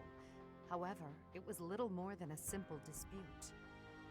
Should the one leading the people of the world be someone with humanity, or a creature that can merely masquerade as a human at will? In the end, Saros was victorious. The Immaculate One and her family then took control of Fodlan. I know this because that knowledge is passed down from Emperor to Emperor. And that is because the first Emperor is the human who cooperated with Saros, allowing humanity to be controlled in secret. Perhaps it's fate that you can wield the sword of the Creator, just like Nemesis, the King of Liberation. And that very fate will lead you to use that sword to stand against those who would distort history.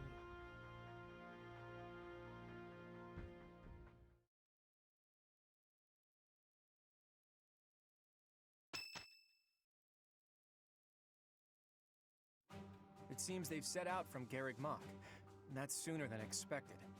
Losing the Great Bridge of Myrden was a serious blow. So is the fact that Teach is still alive. On top of all that, Judith. I told her to run if things look grim. Damn it. So many people will die, and by my call.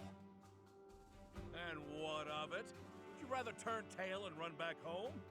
Nadir, you're really getting on my nerves. Do you have any idea how much of the Alliance adores me and believes in me? Well, I suppose it's quite a lot. Does that mean that... Yes, the plan is a go. I'm counting on you, Nadir. We'll make a good show taking down those who would assault Deirdre. People say our kind may not always win, but we never lose. Let's teach them the real meaning of those words. Now then, let's see what you're made of, Teach.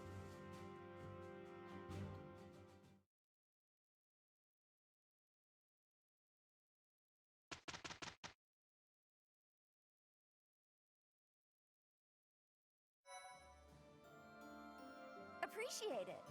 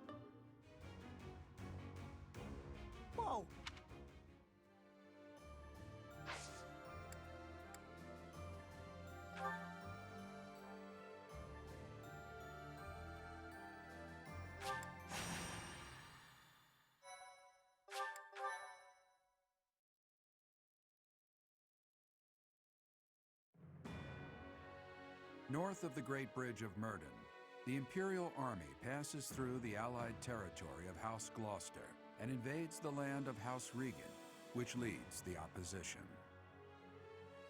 They move to attack Claude in the capital, Deirdre, where the leader of the Alliance awaits their arrival.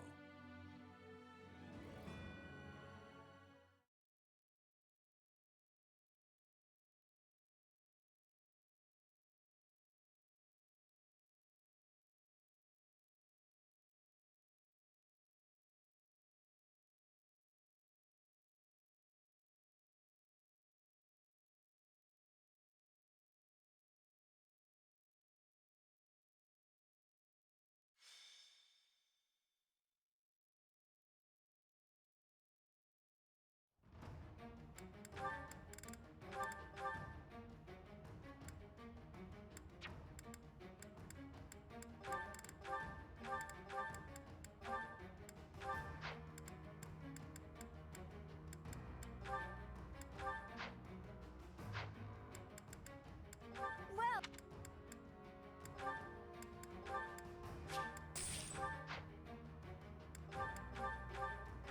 is thanks a bunch. Is that thanks a bunch. Is thanks a bunch. Is that thanks a bunch. Come back.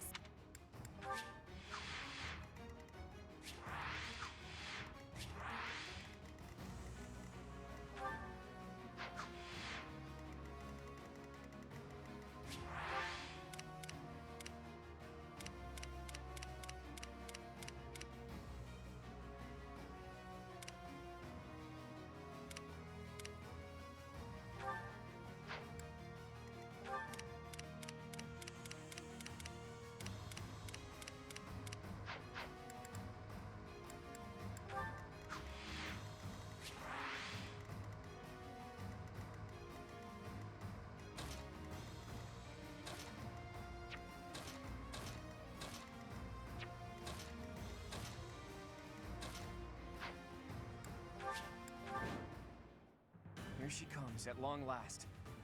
I've done all I can to prepare. Let the cards fall where they may. It'll be a true test of strength. It seems Claude has blockaded the city and occupied the naval port. If that is the case, he will have no choice but to engage us from there. Yes, though putting myself in Claude's place leaves me with an unpleasant feeling.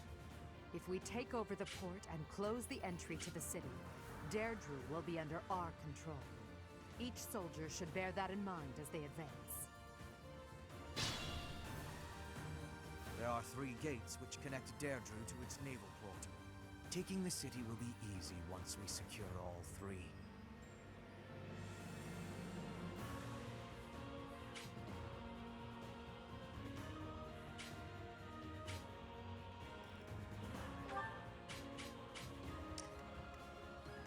Understood.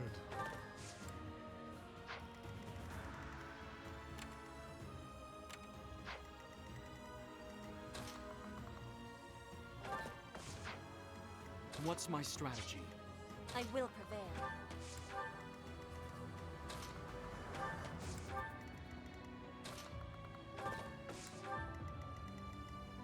More fighting. Put me in there. Let's make this quick. Ha! This...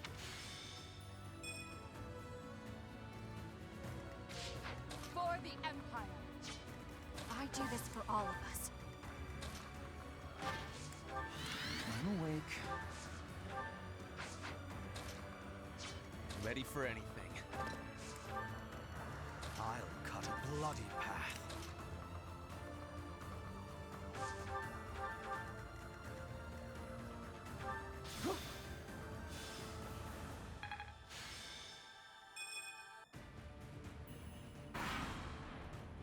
Now it's our turn, Elmira's elite. Strike the flanks of the Imperial Army.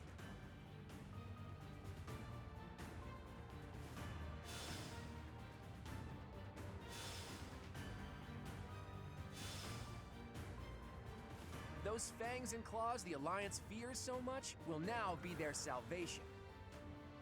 Leave it to us, kiddo. My undefeated streak will live on. Another chapter in my heroic saga. That flag and banner. Is that the Almiran army? Ugh, you really did it, Claude. This is no ruse. That is Nadir, an Almiran general. Take care of them quickly, especially those Almiran wyverns. My dreams and pride lost.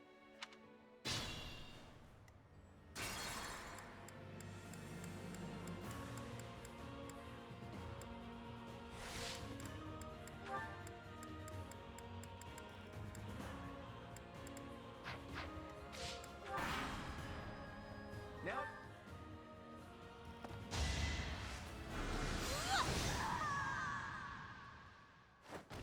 My...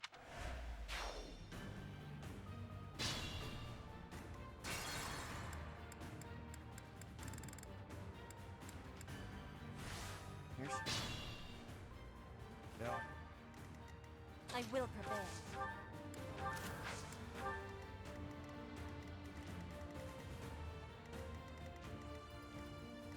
Understood.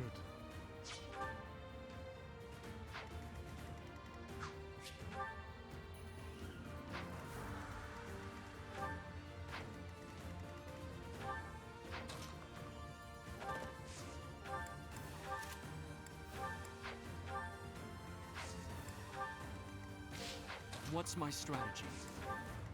Put me in there. Ready for anything. For the Empire!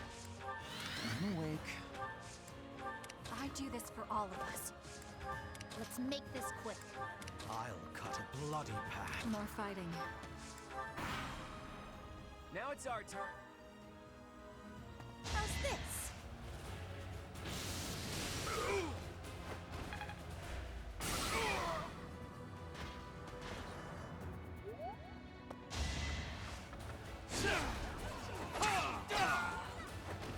There's no turning back now. This is...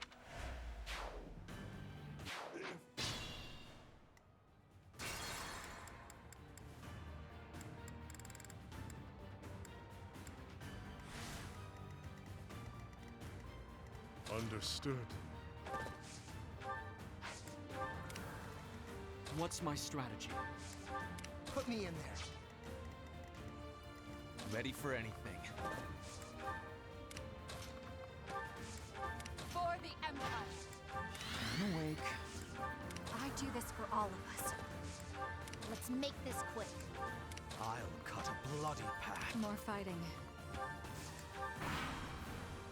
Now it's our...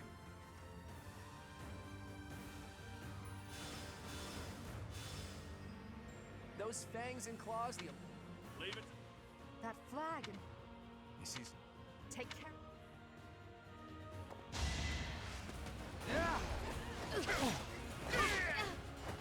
Delightful.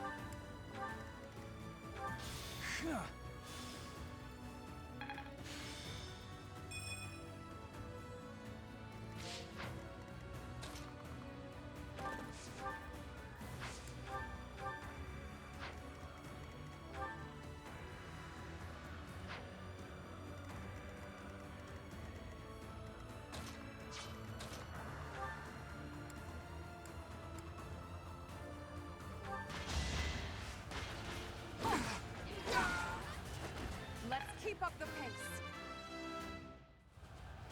My...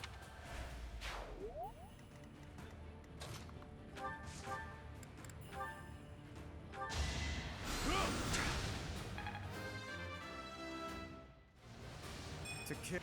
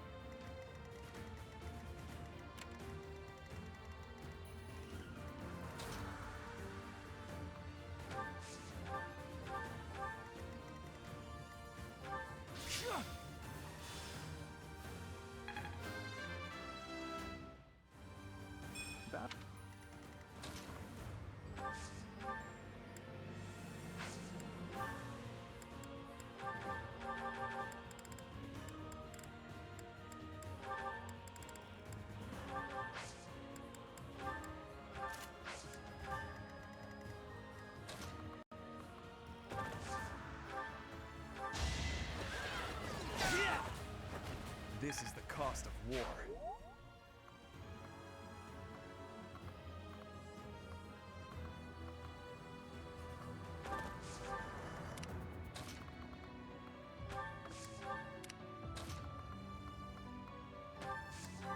I will prevail. Professor, it's been too long. But now we're on opposite sides, huh?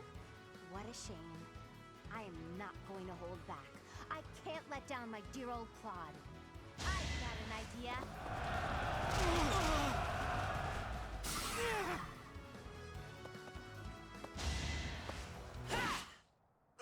So the...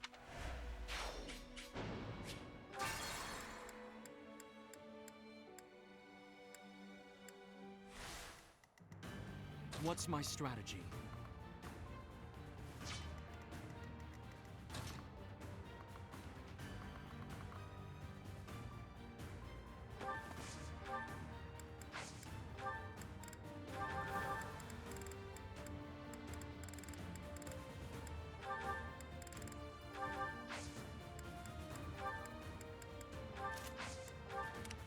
Ready for anything.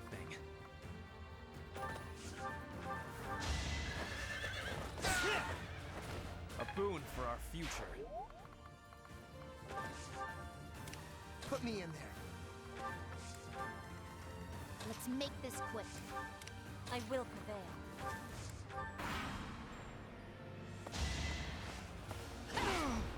Allow me to demonstrate!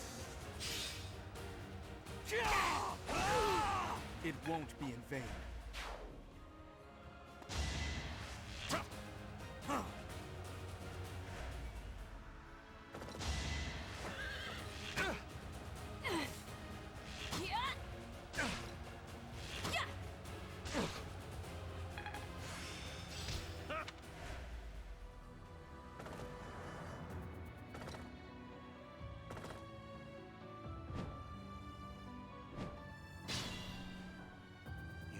Reinforcements keep coming.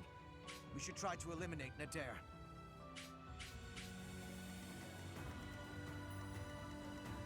I must pull through.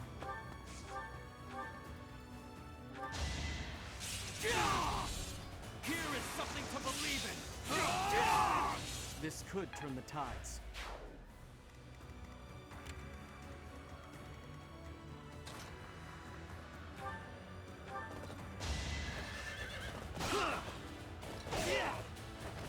This is the cost of war. Understood.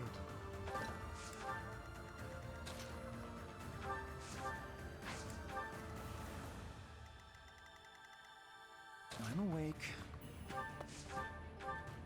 Well done.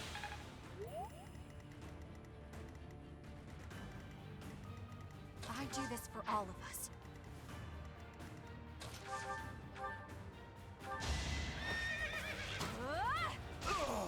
A little scratch won't stop me.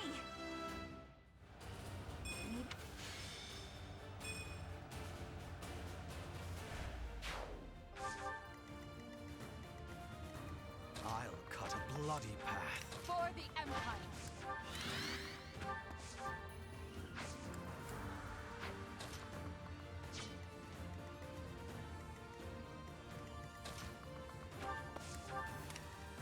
more fighting.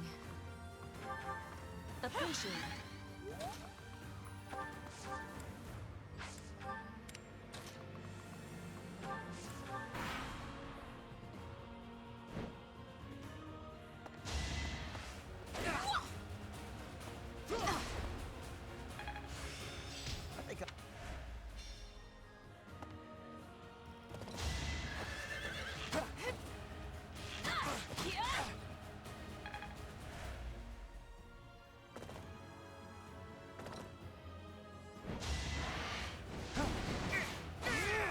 All is going to plan.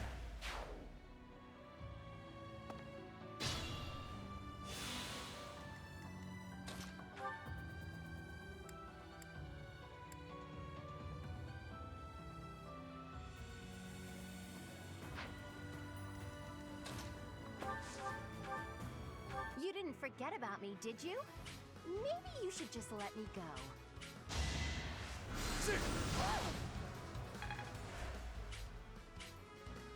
Can't pull back yet.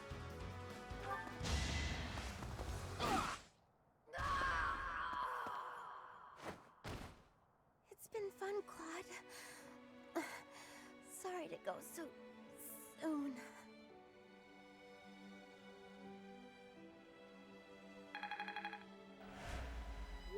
Hilda!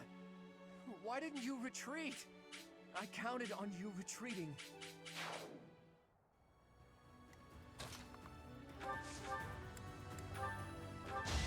To survive, I will win!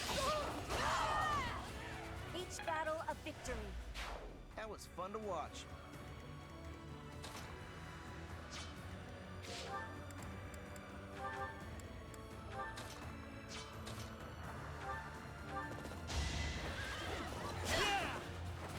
No time for pity. Great.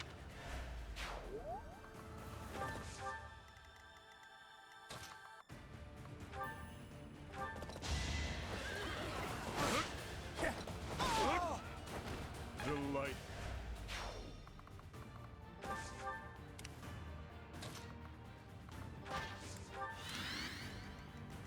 What's my strategy?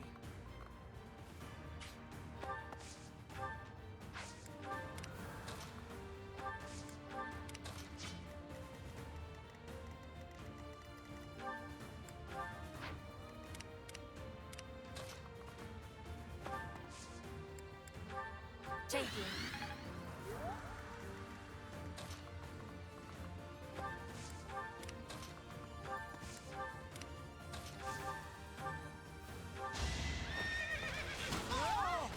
Pretty good, huh?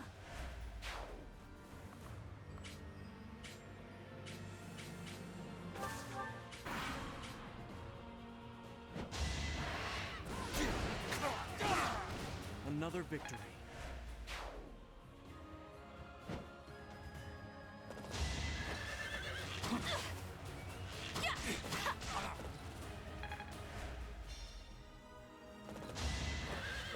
I'm fine.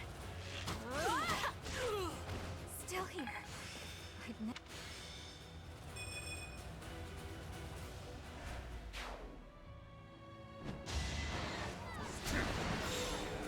Allow me to demonstrate!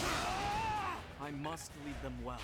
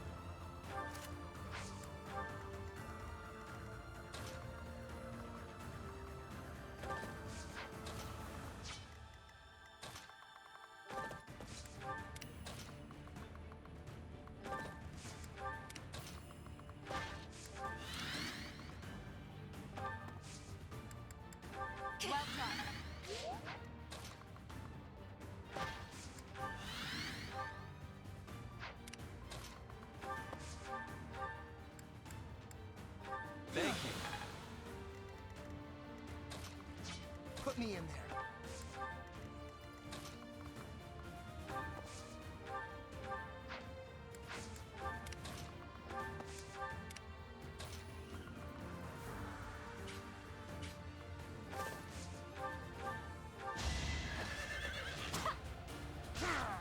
Vern is unstoppable.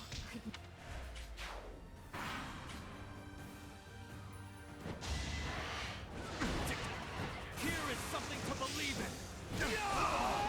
This could turn the tides.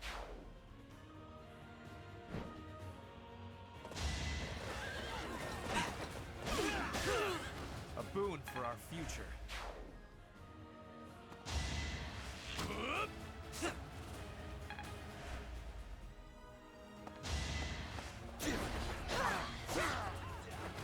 Witness frigid pride. Hard.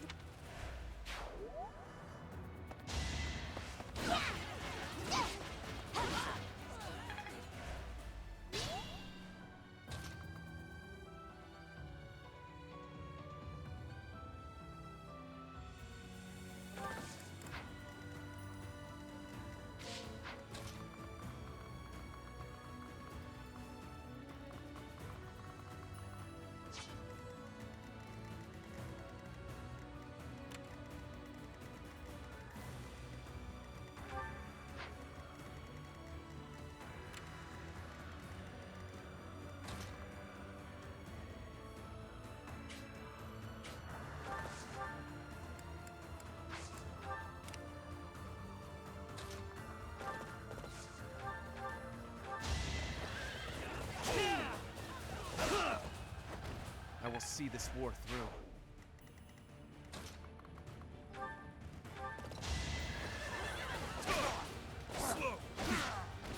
So,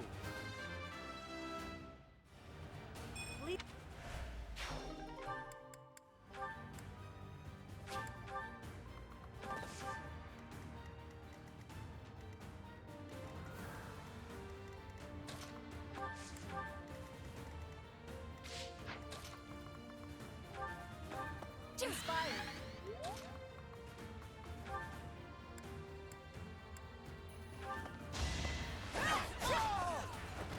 I fight for justice's name. We don't have the guts to resist anymore.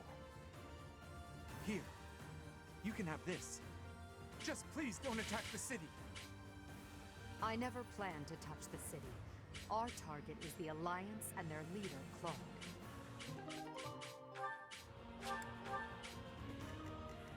Tread carefully. The only possible outcome.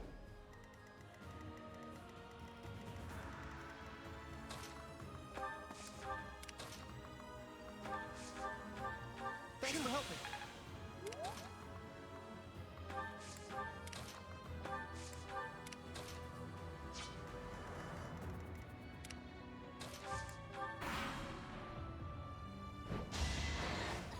Watch and learn. It's over. I must lead them well.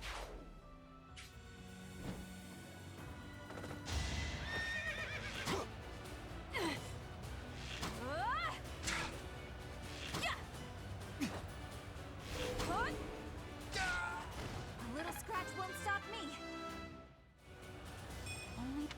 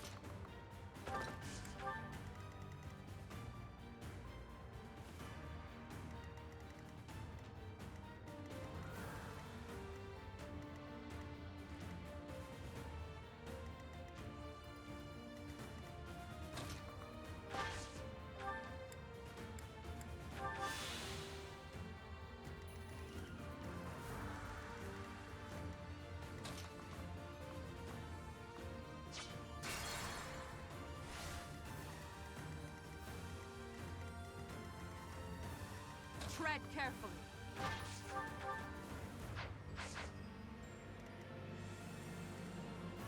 Let's make this quick.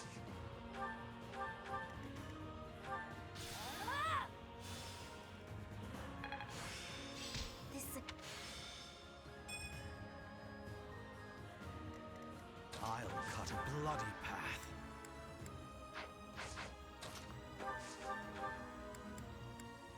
Marvel at our strategy. A waste of time.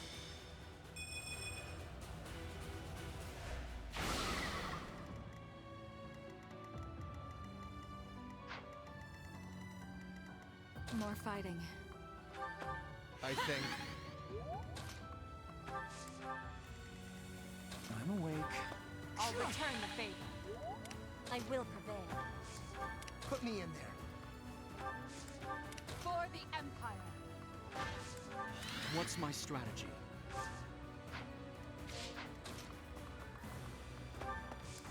Understood. Ready for anything.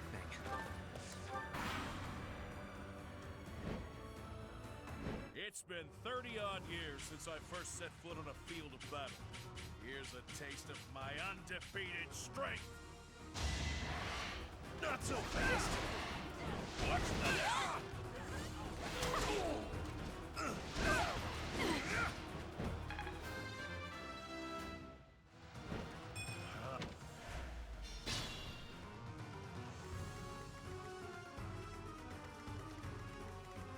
I'm gonna haunt you if I die.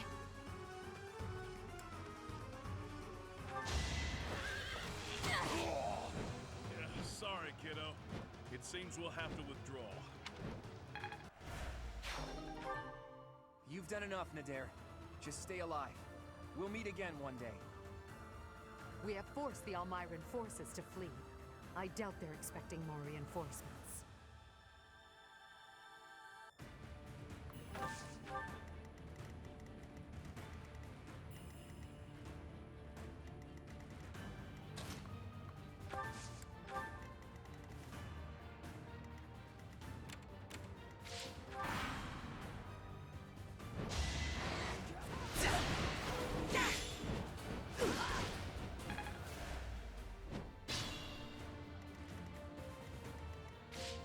Tread carefully. For the fate of Bodrum.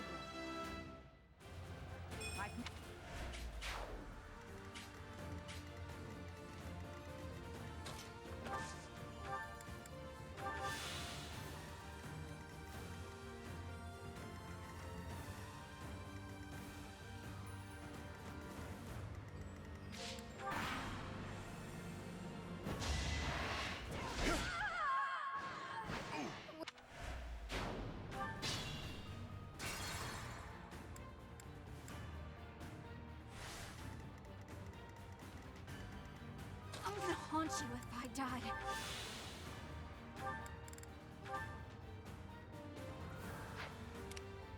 Understood. More fighting. I'm...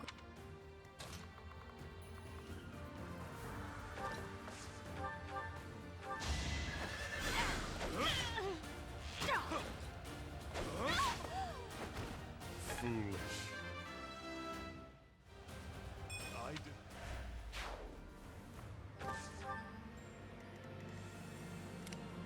Ready for anything. I'm awake.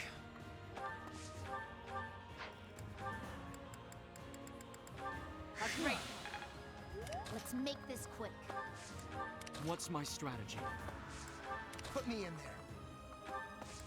I'll cut a bloody path. I will prevail.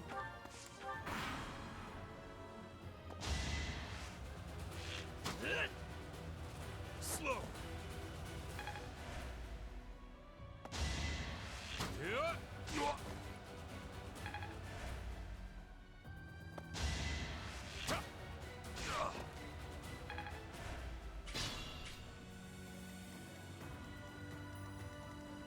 Be careful.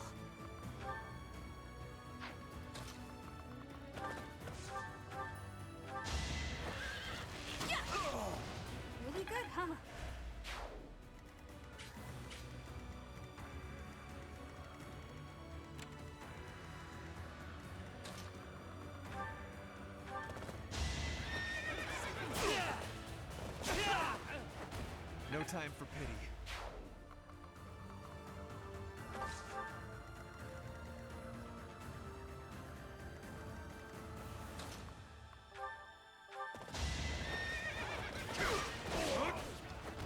Delight.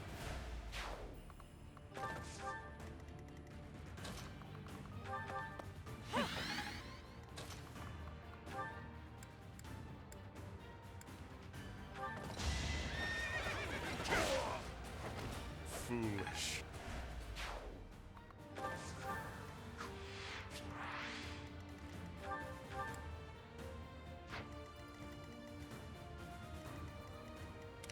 For the Empire!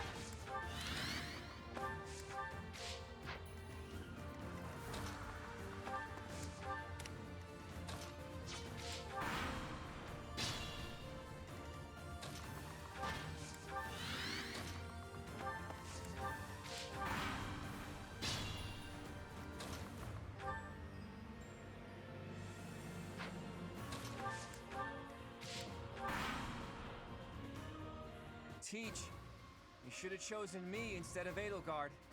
No point in whining about it now, I suppose. Sorry, but I'll be taking the win today. Ah!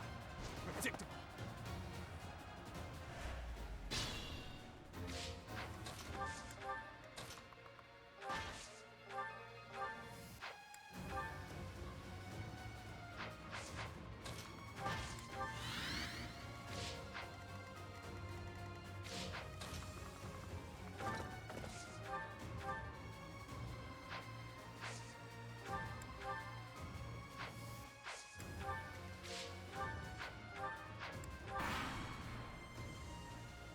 We haven't seen each other since Garrick Mach. You've grown lovelier than ever, Edelgard. You're not so unfortunate yourself. And as usual, you're here at a most inopportune moment. Well, I'm sure we have much to talk about. But how about we settle things first? No objections here. Prepare yourself, Claude. Hold a grudge if you must.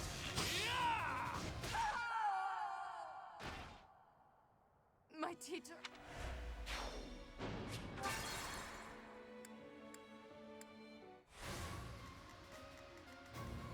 Be careful. So sad that our reunion should take place on the battlefield. Too easy.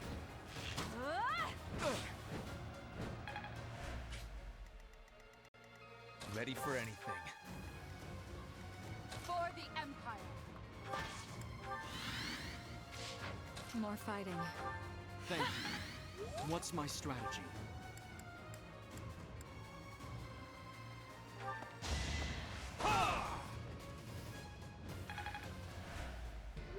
Enough. You've bested me. If I die here, the Alliance becomes part of the Empire. Do you yield then? You've never known when to give up. Well, I can't just surrender so easily. I'm responsible for the others. If you're as smart as you seem, I bet you figured out why I was able to summon Almyran reinforcements. Wouldn't it be better to let me go and have me in your debt? I see.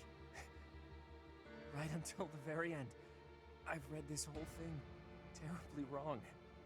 All my hopes have fallen to ash. It's all up to you now, Edelgard.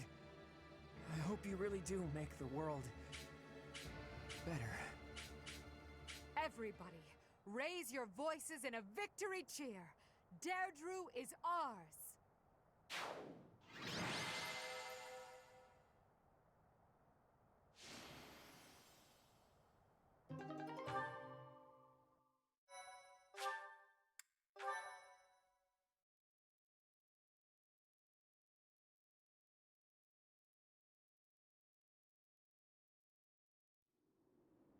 Deirdre is ours. The Alliance has collapsed and their leader has fallen. If Claude had lived, the faction of the Alliance that is against the Empire would never have stopped fighting us. To keep the bloodshed to a minimum, he had to be taken out of the equation. However, now that it's over, I can't help but wonder if he was in complete control of that entire situation. What will become of the Alliance without him? He must have taken that into account.